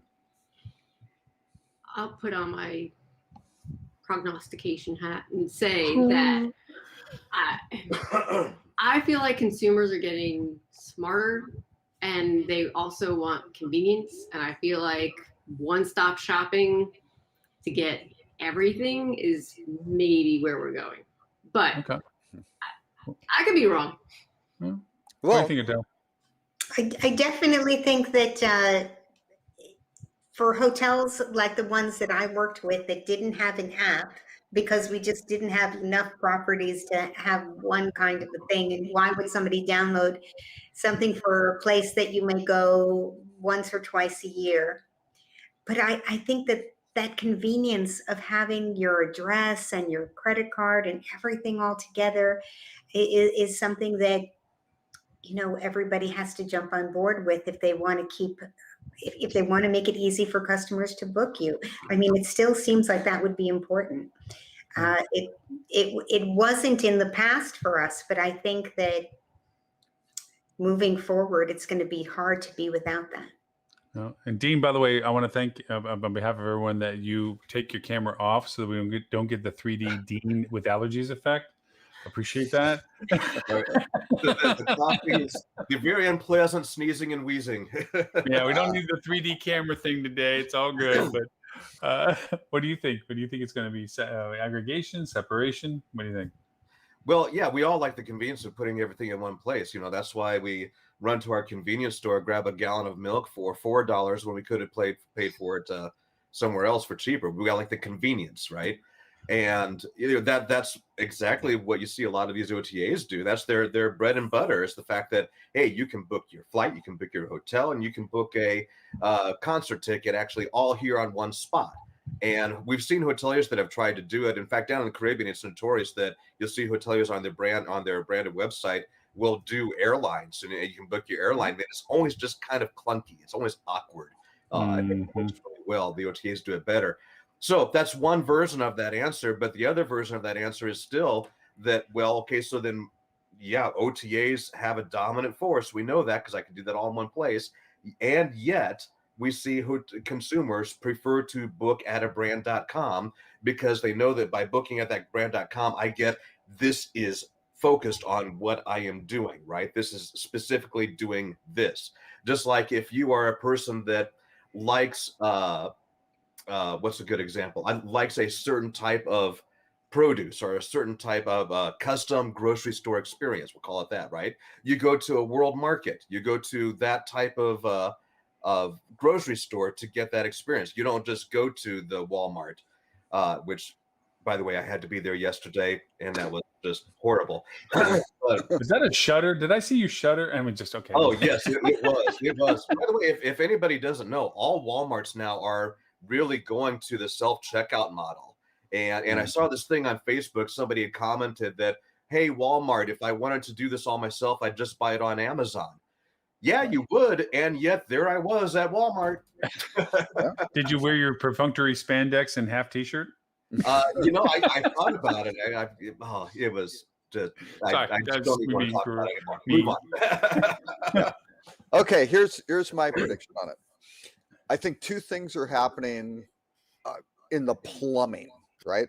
On the hotel side, eventually things are all going to go to services, right? So you're going to have some standardized connectivity for how do you bolt services onto your data bus, right? So you're controlling your data and you can put various components into it. On the other end, for individuals, you're going to have basically self-sovereign identity is the technical term for it, where it's distributed. You're going to have your credentials which say, yes, I'm Dean Schmidt, I have this, I'm a member of that, I work for this company, I do whatever, I'm eligible for this, but it's in your wallet, and then you selectively share those two things. So it's going to be kind of this distributed environment. I mean, Scott Galloway, marketing professor at NYU, calls it dispersion, right? That's going to be a huge force for how this technology starts interacting. But once that starts happening, I think you're going to wind up getting some very interesting services where, again, one of the challenges with hotel direct booking campaigns assume that, okay, you've got to go to Marriott to get really the full experience of stuff, right? Taken again from the airlines, right? Hey, if you want all the fare codes, you've got to come to us because we don't give them all to somewhere else.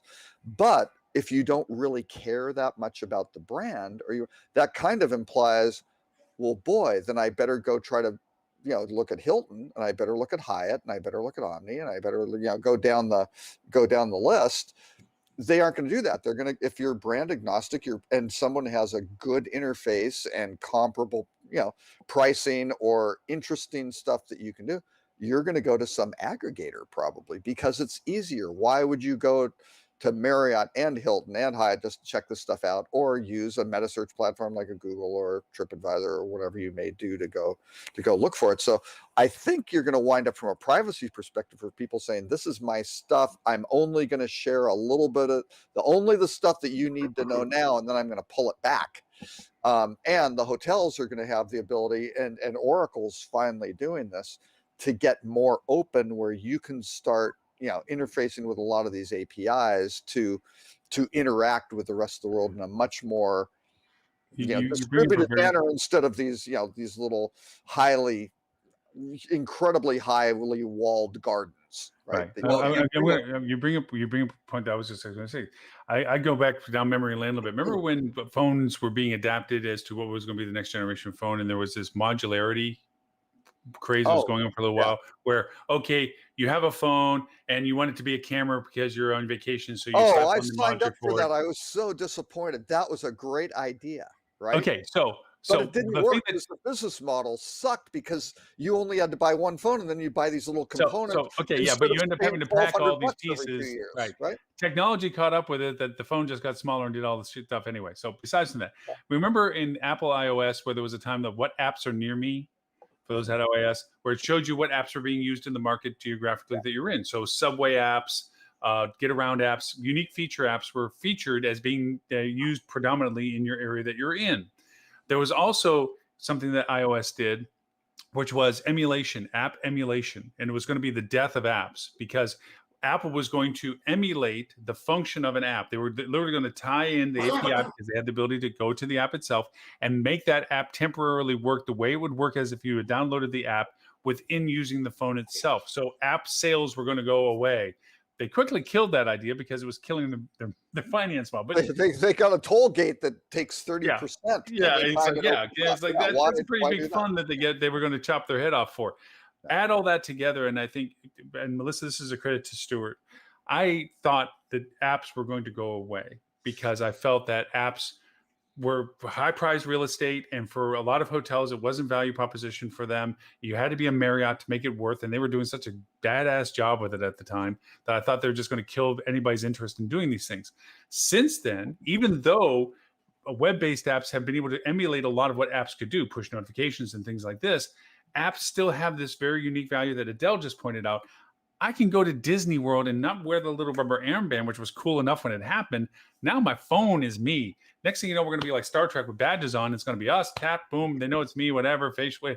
It's all going to be that interactive usability, and the app functionality allows for that security, which has grown in its importance geometrically compared to before, where it's now such a priority for us to be able to be uniquely identified, to give authority for charges, identity, all those safety features. And only apps have that true security, that you're not pinging constantly outwards for security verification. It's an internal function. Apple has totally dedicated to the centralized data on the phone, your security. It isn't being shared, it isn't being diluted. So now apps have that unique value of security and transaction capabilities that are stronger than the other services of web-based functionalities and so forth. So lending to what Robert said, all you all said really, is that it's a matter of convenience of usability, uniqueness of value, and proposition of connectivity that the app engagement is going to have. And I think there's a consolidation of services, but the unique thing that when I'm at a property, I can walk up to the restaurant and grab something out, or the food thing, and it knows who I am and does it because the app allows me to do that. And or I go up to the front desk and they immediately get pinged that it's me coming up because the app does this. That is the things I think that are going to be of high value. And if I want to go fly or travel or something, it's going to share with me the information I need and most adaptability. Dean, you want to say something? Sorry. Well, so case in point to what you're saying, actually, just think about it for us that are here and those listening. How many times have you ever bought something with your Google profile? Because by the way, if you have a Gmail account, and just about everybody does, there's a Google profile there that can automatically fill in your data for you if you wanted to. Maybe and maybe not including your credit card. Now, within hospitality, that's Book on Google, right? That's an assisted booking program that can fill in and book a reservation for you. But even just thinking about that from a retail perspective, I used that convenience store example earlier. So I bought some coffee at Casey's, and can I pay with it with Google? Technically speaking, you could. Now, take that same conversation. Now ask yourself, when's the last time you did that with Apple Pay? And I will wager you that more people raised their hand and said, yeah, I used Apple Pay than I did with the Google thing. Why? Because it's all in here, right? I've got it all combined in this neat little package. I bought my son a Burger King actually on the way home from school the other day, and paid for it with my phone because I could. It was easy. Is the technology there? The Google could do the same thing? Of course it is. But is it bundled in this little package? Not as nicely. Right. Well, I but do it you on look my at phone all the the time. I go grocery Starbucks app, shopping. right? The Starbucks app, I've got to think has got to be doing. I haven't looked up a recent stat. It's got to be doing 40% of their sales, right? I mean, a year, 18 months ago, it was doing a third of their sales, right? And people loading up $25 at a time, right? I mean, Oh, yeah. Starbucks has such a huge amount of cash. They have more money on hand for that than most banks, right? But it's interesting. Or Chick-fil-A, right? Really good app. They did an outstanding job on it. But I think it's going to change if you look at groups like Solid, which is out of MIT. Tim Berners-Lee, who developed and created the World Wide Web, is kind of behind it. You're going to have this little Solid pod, which is sort of like an identity credential wallet. Now, who knows? Maybe that'll take off or maybe not, but at least Tim Berners-Lee's vision of it is like, hey, the web I designed ain't working the right way, right? All these toll gates and you have to use this app and be in this ecosystem for stuff to work. Shouldn't be like that. It should be an open playing field. You control your own data. And then, like Android has progressive web apps, right? Which are fantastic. You can get almost all the app functionality. It'll deal with the accelerometer. It'll deal with the GPS. It'll deal with all the different functionality of it. And it only loads the little snippets of code very quickly for what that part of the app needs right then, right? So all those technologies work. It's just going to be some sort of shift change where you go, and by God, Apple is doing everything they can to keep people in Apple world, right? Because Facebook has just completely led with their chin on it in terms of what they're doing for security and privacy, right? So they're the whipping boy who's out there, who's the tech industry is going, ooh, look at them. Don't look at Amazon, don't look at Apple, don't look at Microsoft, don't look at Google, look at Facebook. While everybody's trying to build out their ecosystem, how do you retain these customers? That's eventually, I think, going to break down somewhat, where you don't have to be beholden to Apple, right? You can there's absolutely no reason you can't have your credentials for your credit card securely saying, and I want to share it with this very soon. I just want to pay with this. No, there's And lots of that's stuff with it, right? Yeah. Melissa, you wanted to say something. I'm sorry. So I've got sort of two contradictory things. If we look at hotel apps, and I can speak to the data behind what I see now from our clients who are using the Fuel Hotel app, we know that, of course, since the pandemic, downloads of independent hotel apps are going up. People want the contactless, all the things, to be able to check in online without having to go to the front desk. Some people, not everybody, Right. they want to be able to use their phone as their key. Some people, not everybody. All of that is convenient. And I think that people will download these apps and keep them on their phone. And we see the data of the real revenue of people booking again through these apps to come back to the same property. That is real and it is happening. However, I don't see people going to download a hotel app to go book a room. Yes. They're going to download the app once they're on property, and yes, they will rebook after that. But I think the initial booking is not going to come through a hotel app. It's going to come through some whatever it is, bigger thing, whether it's Google or some other software that's going to allow them to do Yeah. everything all at once, do all their research all in one place. And Unless the client works with someone like Adele, right? And all of a sudden those properties are so loved that they deserve that real estate, and it becomes, hey, that's our special event place that we kind of go. And right, it's not going to be on the top of their home screen, but like Lauren, it's going to be kind of app 623 that's still kind of back there, but they know that they use it 2 or 3 times a year and they love them and they do a great job. Then that's great. Then maybe, but that is going to be the outlier case, as opposed to, yeah, everybody going, use our app and book this. And it's like, no, these why are would I download an app just to make a booking?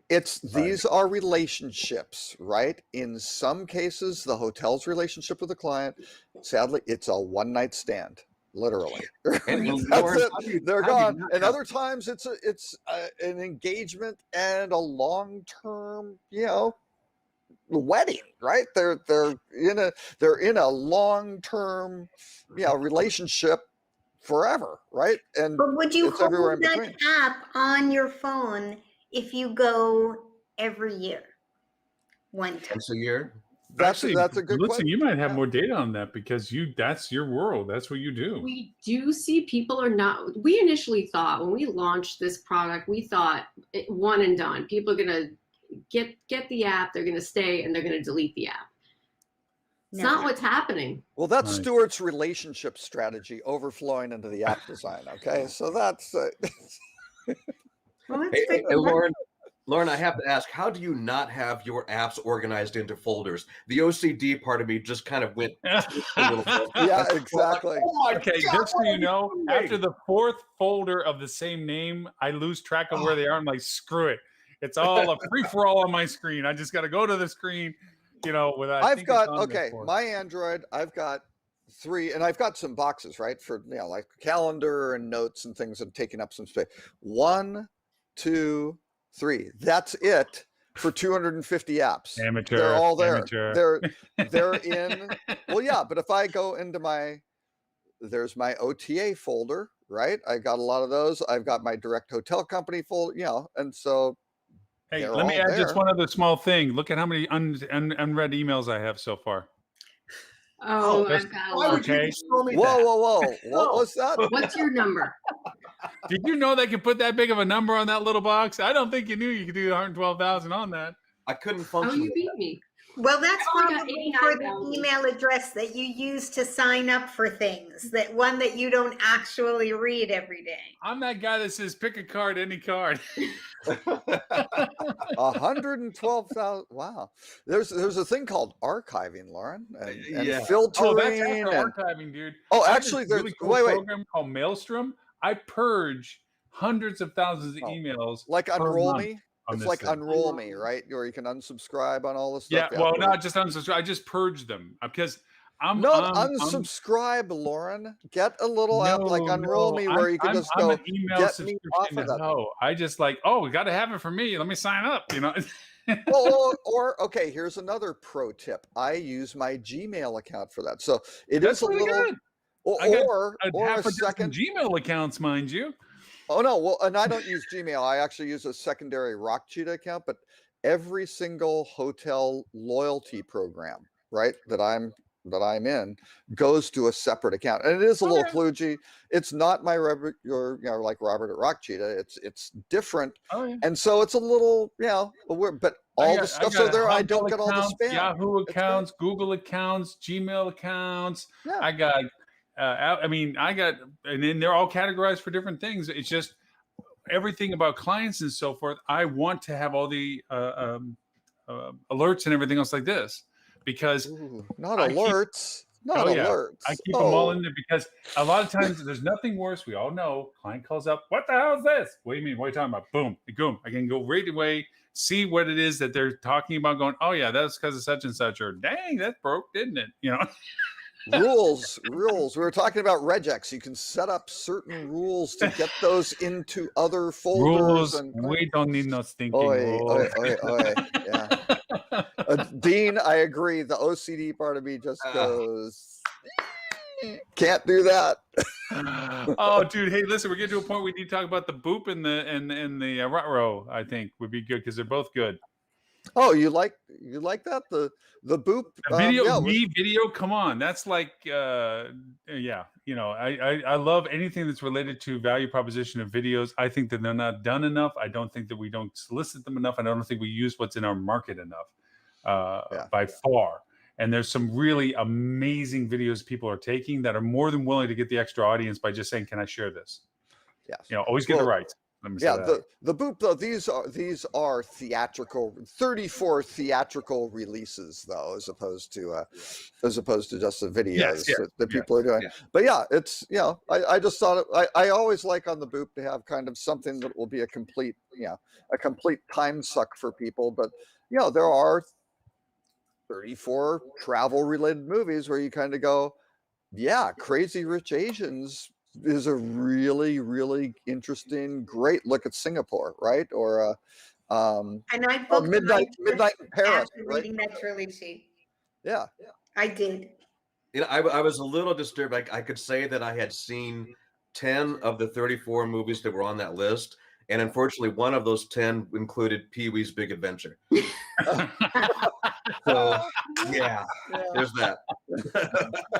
I love watching movies that places, or they use places that I have visited, because I want to say I was either standing there or I know where they were, and it's amazing the emotional attachment we have. We forget in some ways, because we soak up with the semantics of doing these things.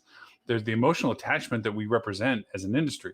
You know, I follow Prague. I mean, I only visited there once, thoroughly loved it, and want to go back again someday after I visited some other places. But I love seeing pictures of places. I know exactly where they took that picture. I know exactly where they're standing. Yes, You know, I love and that. very often you're seeing what is supposed to be Germany or what's supposed to be Austria or whatever, and I'm going, that's Kemper Park. I know that neighborhood because I've spent 18 months in Prague, and I know where that place that is. door. It is so funny, but they have a fantastic movie culture, and it's very attractive to film in Prague. That is It for is a sure. beautiful And city. It really oh is. wait, we figured this out for library hotels and Toronto as well. We've And now Toronto. figured out that whole development strategy. Yeah, Yep, exactly. now we know. You know what? For a New Yorker, I can say there is nothing more important than filming in your city to promote tourism. There is just simply nothing that compares. People come from around the world because they saw your city or your town or whatever in a movie. It is so valuable, and everybody should try to make it more attractive to film where you are if you want good business to come to your Although Carolina. films like Raging Bull and Taxi Driver, or not Raging Bull, I'd say Taxi Driver. What would be another one? Midnight Cowboy. Not necessarily the best for New York, but I don't know. I think people come anyway. Yeah. Even the mafia movies. That's all right. they Robert come fondly anyway. remembers St. Petersburg, Florida, because of the movie Cocoon. He related to it in many levels. And the sequel, part 2. Yes, I think he related to the aliens more than anything, but that's just That's right. all right. So, and the Rut-Row. The Rut-Row hit very close to home because this caught my eye. I started my hotel career in Sun Valley, Idaho. I used to go there in the summer, take over my sister's rent, right? She'd go coach at a ski racing camp in Switzerland. I'd go slave away working in hotels, getting paid money and things like that. And Sun Valley has some very, very pricey real estate. Obviously, a lot of celebrities, things like that. Kind of Aspen on a smaller scale.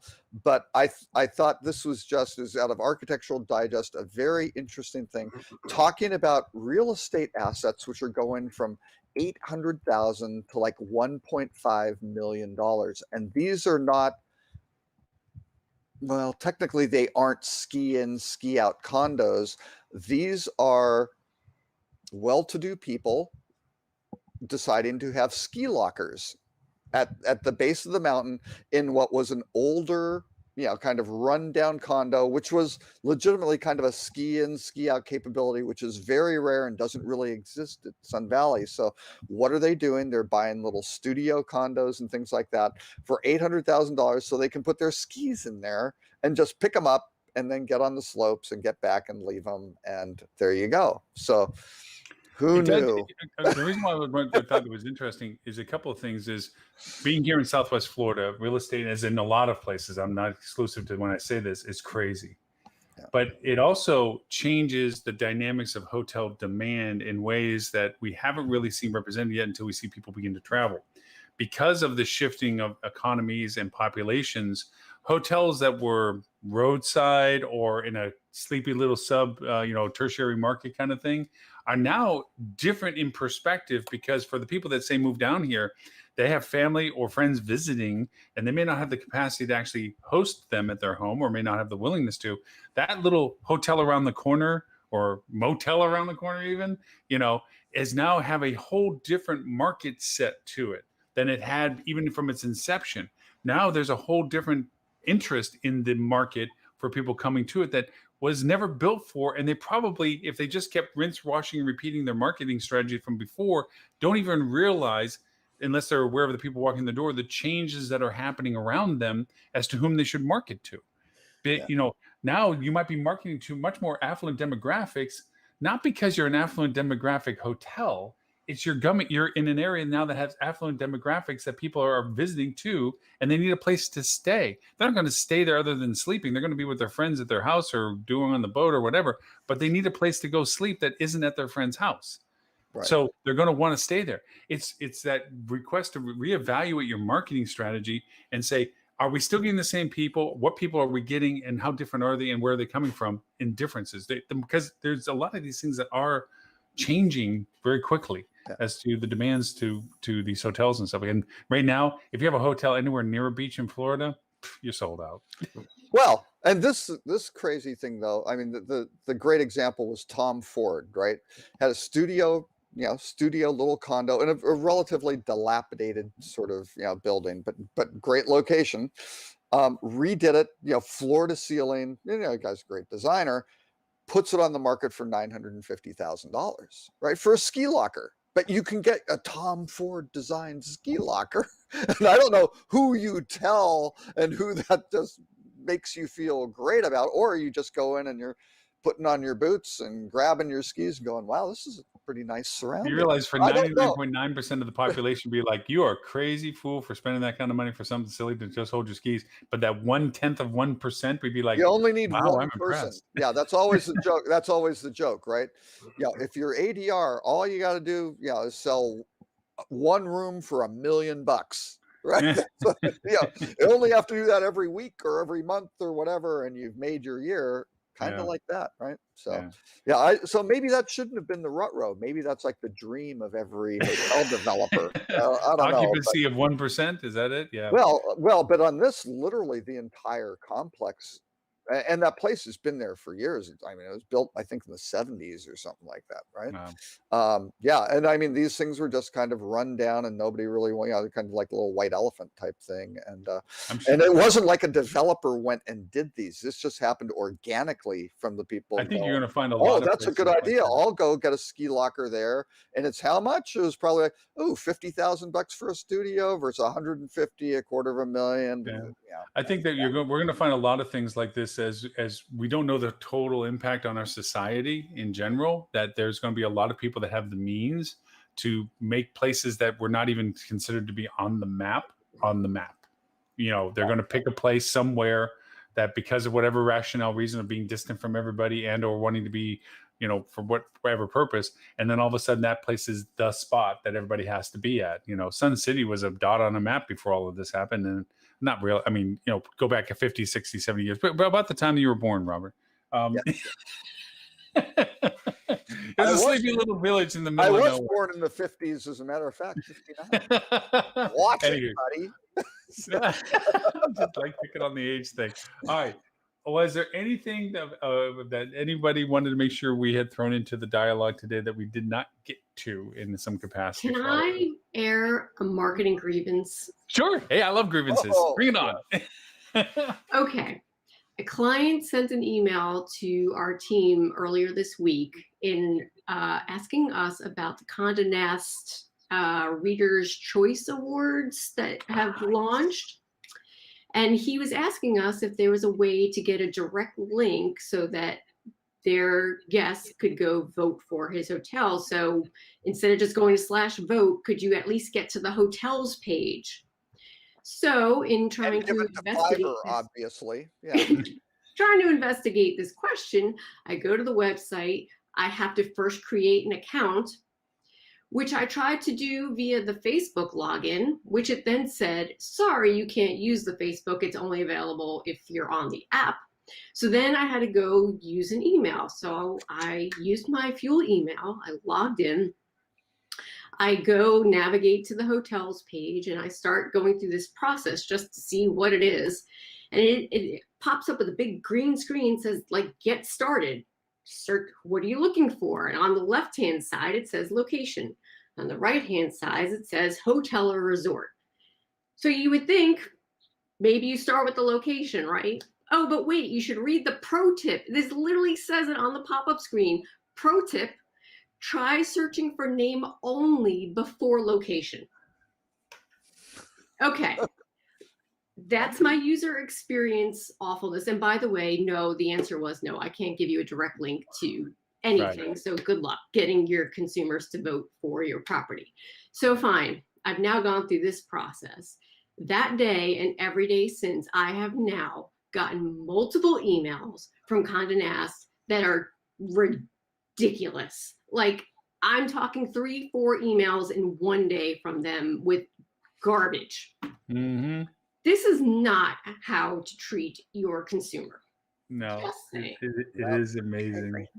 Yeah, I've from my previous life, they were very much about getting awards, and so it was always a thing that internally within the organization that we would share all of the means to get to the Tourism Travel Award, the Condé Nast Award, the top 10, the top places to go, top destination, all those awards. And being the IT, internet, e-commerce, the computer dude, I was always tasked to go make sure it was distributed to all of our employees so we can get as many votes from our loyal people as we could. And it was always, first off, the dynamic aspect of getting to the property was, I literally resorted to making a video that says, hi, Lauren again, screen grab. This is what the screen looks like. Don't do this, click here. Also, use not an email that you want to get anything from because they're going to flood you with junk. Pick an email that you consider garbage. You don't have one, you should make one because they're really handy for things like this. I literally, so I feel your pain because everybody, all of them do that. It's like they feel like, oh, I got my claws in you. And they just tsunami you with junk, unqualified, uncategorized, unsolicited information that has nothing other than you went to vote on something. So therefore you must be somebody that needs all this information. Yeah, it is crazy. Yeah, and that voting, it lasts a really long time. So everybody is pushing people to vote, with the link on their website and with the emails and then social media and everything else. And it takes such a long time to vote. That whole process. There's so many pages. And then and as a hotelier, you can't even say, can you be so kind to vote for our property if you enjoyed your experience? You have to just say, we're honored to be nominated, and you can vote for your favorite hotels and destinations here. Yeah. And you can't even ask directly. I also think personally, I think there's a growing apathy to this stuff because of how people are treated, that the winners are based on smaller and smaller sample votings. I think it's easier for it to be swayed simply no matter how long. I think the reason why they leave it up for so long at first was because there was a volume enough and a arbitration to make it look as open as possible. Now I think it's just actually getting people to actually engage, because there's so many people, they're having a hard time selling magazines anyway, let's put it that way, let alone the value proposition of what they're offering, let alone how they're treated. And then, so the only people that are interested in these things, I think in some ways, and this is personal opinion, is the people that are actually being nominated or put into the list that they get be shown off. I don't think anybody really cares that this particular place was that they should vote for? Are they that loyal? Can you really, especially when they make it so arduous for somebody to actually show their support going through the process to actually vote for them? You know, so all of these award programs can be very misleading. When I was at U.S. News and World Report is a good example. They have these hotel travel program awards that they issue out. When I was with a certain brand that I won't mention, but you could probably figure it out, what they would do is they would actually send these links out to all of their employees. Well, when you're a chain that has 9,000 hotels and you send this out to all of your employees, say, go vote on this, guess what? You get a ton of votes. One of the better ones that we all talk about, actually one of the ones that have a little more respect, much more respect for, actually, being the Adrian Awards, HSMI Adrian Award. With that, what we often see is that those awards tend to go to a lot of brands. Everybody focuses on those brand sections out there, and that little guy that had a great program doesn't get any attention because everybody looks and go, nobody wants to look at that and judge that one. That would be an interesting show, actually. If we could come on and talk about what were some of my favorite ones that did not win, right, and what were some of my favorite ones that did win. Now that all of those are out, that might be a good conversation next week. No, I'm with you with it, because it is awards programs, and I'm also very biased about this. Voted number one as best in customer service by who? Your mom? Right. Well, so dirty secret, the Institutional Investor has had like the best hotels in the world for a long time. Four Seasons would flog that like crazy in the 80s, and they still do today, right? It's 80 investment bankers. That's it. I think that is the sample, but it's prestigious. You go, wow, institutional investor, and it is. It's a very nice list of very nice. Well, I mean, hotels, and this is, but it's to tout a little bit of what you do, Robert, it is also nice that there are, and I know that there's a lot of flavors to this and there's a lot of business model to it about the financial value and so forth, but having rankings like JD Powers and so forth that at least quantify in some categories. I think there's some diluted categories. I'll be honest. There's some like, really, number one in first year guest customer satisfaction. What exactly is that? Yeah. to critique JD Power, the challenge though is you've got to, because they came out of the automotive industry, right? So if you're an independent hotel and things like that, you don't get covered. You have to be affiliated with a full brand, right? That's the only way you can be on the list. So like, again, we're picking on Poor Library, they aren't on the list. They can't get ranked. They just aren't even part of an option, right? And the filtering criteria, did you stay at these? Here are the brands. And if you're not there, you're out. I think when you do get on the list and you do get a high ranking or one of the top in your region, it is powerful. It's not as powerful as TripAdvisor, but it is powerful in my humble. They don't quite have 460 million uniques a month. I think I'm going to create the first ever awards for online broadcasting for hospitality. I think I'm going to vote for myself. I may not allow any other participants in it, but I think I'm just going to vote for our show and just be like number one rated. And that is again, since I'm picking on people, one of the downfalls of the Adrian Awards, where you see a lot of folks going, oh, they got a gold or something like that.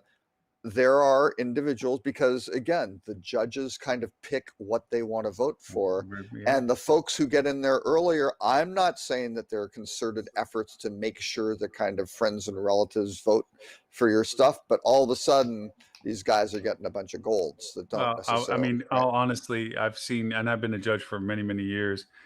You often see a lot of agencies drop in, rinse, wash, repeat. It's literally the same content. Oh, it's horrible. Yeah. Oh, no. And I'm, well, fuel. I think you could see the photocopy on the side when they. You seem a little blurry on the edge on a couple of the submissions. I don't know. You could see the whiteout over the name and kind of in crayon the new name put in. I saw a lot of charitable things in the HSMA sponsored by Fuel. I don't know. But you'd look at the metrics, like the objectives and the results, and they were like identical. And you're like, wait a second. this was a copy. This had nothing to do with reality. These are not real numbers. No. Yeah. And- Or, yeah, or to yeah. Melissa's famous point, they're vanity numbers. It's like Yeah. we had 2,000 additional impressions. Yeah. Sometimes I wish that they would insist that you say what the cost was, Yeah. and more specific kind of results.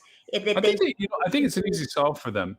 I think of a lot of the pushback I have, because I was one of those people that was like, excuse me, this seems to be a little weird like this. And I go, well, we can't ask them for actual numbers because that's confidential. Actually, you can. You can. Yeah. You know, you can quantify so that we can develop, rather than just infer value, to use, vanity metrics. What did it cost? What did you generate from it? Revenue numbers. Keep it under the confidentiality of the submission process, NDA compliance for all judges to be with it.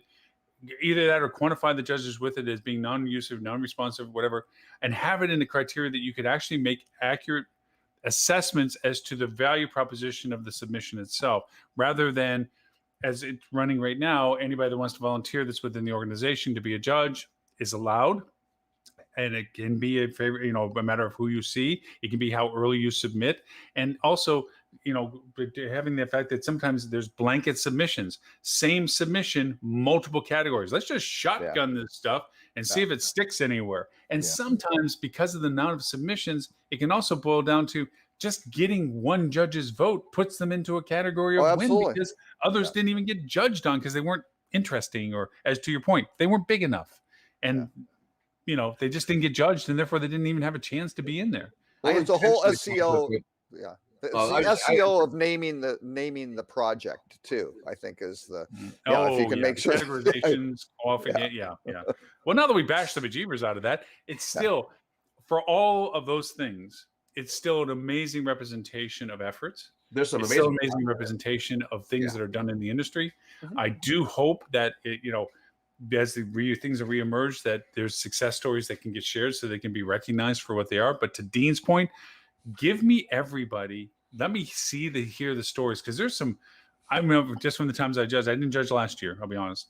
But for the times I did judge up to that point, there was some amazing, like, damn, you guys did that right. That's awesome. Boom, boom, boom. And then others wasn't like, dang, that's useless. And the platinum and best of show ones though do get. Yeah, they only look at the golds, and then they'll get a group of, I think it's generally 3 people. When I've done the platinum and best of show, it's generally like 3 people. I did that 1 year. From around the industry, and that will then filter them out. And those discussions are great. I really enjoyed doing that, because it was kind of like this. You start batting these things around and going, wait, we only have there isn't a cap on the number, but it's kind of like, let's not go crazy. That one's not passing. That's when you get into the category of the Tim Peter judging program, because Tim's been doing it for years. Tim's been one of those guys for years, and he doesn't I was on 1 year. They had somebody that couldn't join, and I happened to be available. Like, can you? I'm like, yay! And it was 1 year, and it's brutal. They really are very to the point. They're very critical about that rarefied air of those. It's not a fun day. Yeah, it's not a fun day. It's a busy day. Yeah. Right. But anyways. Well, we went way the heck over. I opened up a can of worms. Sorry. Yeah, I did. And I did ask, and it is, my fault for that. Is like, we be on time. It's like, nah, let's just blow through it. As a reminder to everyone, and she already left. Dang it! I was going to point out Stephanie, who jumped in the peanut gallery. We do the clubhouse. Melissa, I might need a favor from you and have you run Mondays with me, because I'm going to be on the road. If you're available, and Dean, same thing. Adele, whatever. Robert, you never show up, so it doesn't matter. They won't let me. I think in August they might have an Android app. My understanding. Are you just holding out? No. No. I literally got my daughter's iPhone. I said, sign out of everything. I'm going to sign up for Clubhouse so I could get Robert K. Cole. It's there if they ever do an Android one. So I grabbed, the name, because I try to be consistent with it. But I don't have an Apple device to go do it. And I'm not going to go buy an Apple device to see. All I heard was mine now. Mine. Okay. It's all right. It's all right. But anyway, no, I actually have to be on the road on Monday. I have to go to the East Coast for some appointment. And I do have a client call at the beginning of that hour.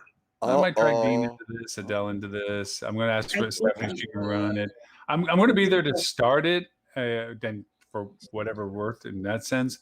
But I don't want to be that terrible person that's trying to do two things at once when you're trying to keep an intelligent conversation. Because we get some really crazy, cool people on there, and there's some really amazing people that pop up into the gallery where you're like, "Oh, how many hotels? Say what?" So it has been fun, and we've been really hitting some really cool topics. And I think the really cool part of it is like with this show, we record it and people play it back and so forth. So being repetitive is bad. Like, oh, didn't you just talk about that 2 weeks ago? On Clubhouse, it's like it's you can have a conversation and have the same conversation 2 days later because you have a different audience. Because even during the same course of the one Clubhouse, your audience changes 2, 3, 4 times. You know, we have to keep reminding people, hey, this open forum, blah blah blah. You know, you have to keep reminding people what the context of the room that day is. And you can, I mean, gosh, nobody's even gotten tired of Dean yet. And Dean's been talking about MetaSearch 5-6 days in a row. I mean, It's funny how some days there's like 5 people in the room and other days there's like 30 people in the room. It just seems. yeah, I'm definitely taking a page from what Stuart and Ed have done in the morning, where I was trying to pick a topic and say that's the starting topic. It actually turned counterproductive, where people were, oh, I don't want to know more about that, or I don't have it, I don't know what to, and they choose not to. Where if you just leave it open, people will come in to see what you're talking about. It's like a curiosity thing, because it isn't being recorded, and you do, if you're not there, you do miss out on it. Adele, how's your room going? I mean, you've done. I only did it once, and then I was added as a host to somebody else's last Friday, and I didn't organize one for this Friday. So I don't know. I have to think about it. It's How to I do gotta it. say, just from even doing this show, and probably this show has helped me in the fact that the other one, being able to be diverse in the dialogue makes it fun. You just, okay, I may not know completely about that, but I know enough about it to have an opinion. Sometimes it spurs somebody that Dean will come in and say, Lauren, you ignorant person, you have no idea about MetaSearch, this is where you're wrong. And in realignment. Or if Ed's there, Ed will do it for you right off the bat. So Hey, we did have a request for a conversation on Tuesday about TripAdvisor Plus. Yes, we are focusing on TripAdvisor Plus on Tuesday, Adele. Okay. Just so you know, Adele, Okay. we're having TripAdvisor Plus, Adele. Is that at noon? Yeah, it's at noon Eastern, Eastern. yeah. Yeah. Adele, Carolina are time, you as you still a refer to fan? it. Are you still a fan? I was told it was going to be fenced, and I don't think that it's fenced. I have a video, by the way, that I put together. That's not what I call fenced. So I'm waiting to see. I'm actually going to see if I can talk to a couple of GMs who are using it and see what they think about it. What is the fence violation? Or is it just because if you're registered, you see the net rate? If you TripAdvisor has an email and a password, so you're. So I'm always signed in. When I Right. go there, I'm automatically signed in and I see the rate. So how is that fenced? I didn't sign up for TripAdvisor Plus. Right. Mm. No, but you're fenced with TripAdvisor because it's the same thing. Here, I'll play devil's advocate. Yeah, I see The what you're hotel, saying, but the I just- hotel companies threw the grenade, right? IHG was the first one who went, hey, if they're a member of our program, that's it. Here's the rate. And they'll even do the rates when people aren't necessarily part of the program, right? When they're on the website. So the hotel Yeah. companies are violating rate parity and closed groups much worse than TripAdvisor is. So it's kind of like, careful what you wish for, Okay, folks, Yeah. right? But one is on your website and Doesn't one matter. is out in Does public. not There's take a lot it of gray to area in court there. and try to sue somebody with that, right? Go back to Legan Products, resale price maintenance. The whole thing with hotels is you've got to treat, if you're going to start selecting these things for rate parity and to enforce it in the US, different game in Europe and the EU, you have to apply everything consistently across everybody. You actually can't have written, you can't technically have agreements say you're going to do it and this is okay with whatever Expedia and it's not okay with, and rate parity isn't okay with booking.com. You can't go there, right? Okay. So The hoteliers have, as I like to say, have made their bed, and now they're having to lie in it, literally. Okay, so right? 2 things. One is first, welcome to the 24-hour show. Second, is Robert, sounds like you have to borrow your daughter's iPhone on Tuesday. No. Anywho's, all right. I do want to make sure people understand who they've been listening to for 2.5 hours. And that is, let's go around quickly with Miss Adele. Please, a little bit quickly, who you are, what you do, how to find you, that kind of thing. And then we'll jump over to Miss Melissa. You can find me on LinkedIn, Adele Gutman, or the / is Adele Gutman, but my name shows as Adele Gutman Milne. And you can go to my website, which is adelegutman.com. I am an authority on how to get incredibly extraordinary, great, consistent 5-star reviews on TripAdvisor and any review site. And it's all about culture. And I can, if you want to test something that really works, give this a try. Having a great, unique, incredible guest experience is very productive. Awesome. Miss Melissa, Field Travel. You can Podcast. find me on LinkedIn at Melissa Kavanaugh. I am on Clubhouse at Melissa Kavanaugh for all things fuel travel related, including the 2-time award-winning hotel marketing podcast, fueltravel.com, or anything related to marketing services, contactless app, and all the other things. Fueltravel.com. Very cool. Oh, and new survey has been launched. We'll have results probably for next week. Oh, Excellent. And who was that guy that was on Clubhouse the other day? He had a great survey pattern. That was nice. Amir. Yeah. I didn't even know that was floating out there. That was great insight. That was cool. Yes. And very parallel on some content. Yes, Yes. I thought that was very cool. It was like I was reaffirmational, like, yeah, that's what you guys have been saying. Anyway, just me. All right. Mr. Dean. So find me at Dean Schmidt, Dean at metasearchmarketing.com or Dean at basecampmeta.com. Both those sites, of course, focused on metasearch. We can help educate your team about how to run a metasearch program, and we can also just run a metasearch program for you. One of the things I just posted into the comments actually is a video that I did on TripAdvisor Plus. Little tidbit about that. I put that video on YouTube about a week ago.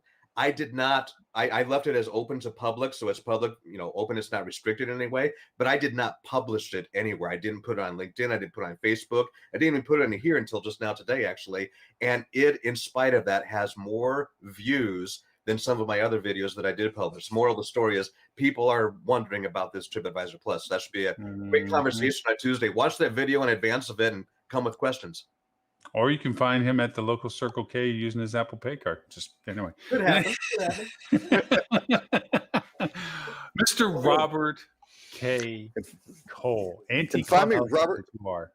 Robert K. Cole on social media, rockcheetah.com, or you can sign up for the newsletters that we talk about quite a bit at bit.ly/rockcheetah, all lowercase. No space. And actually, we can, no space.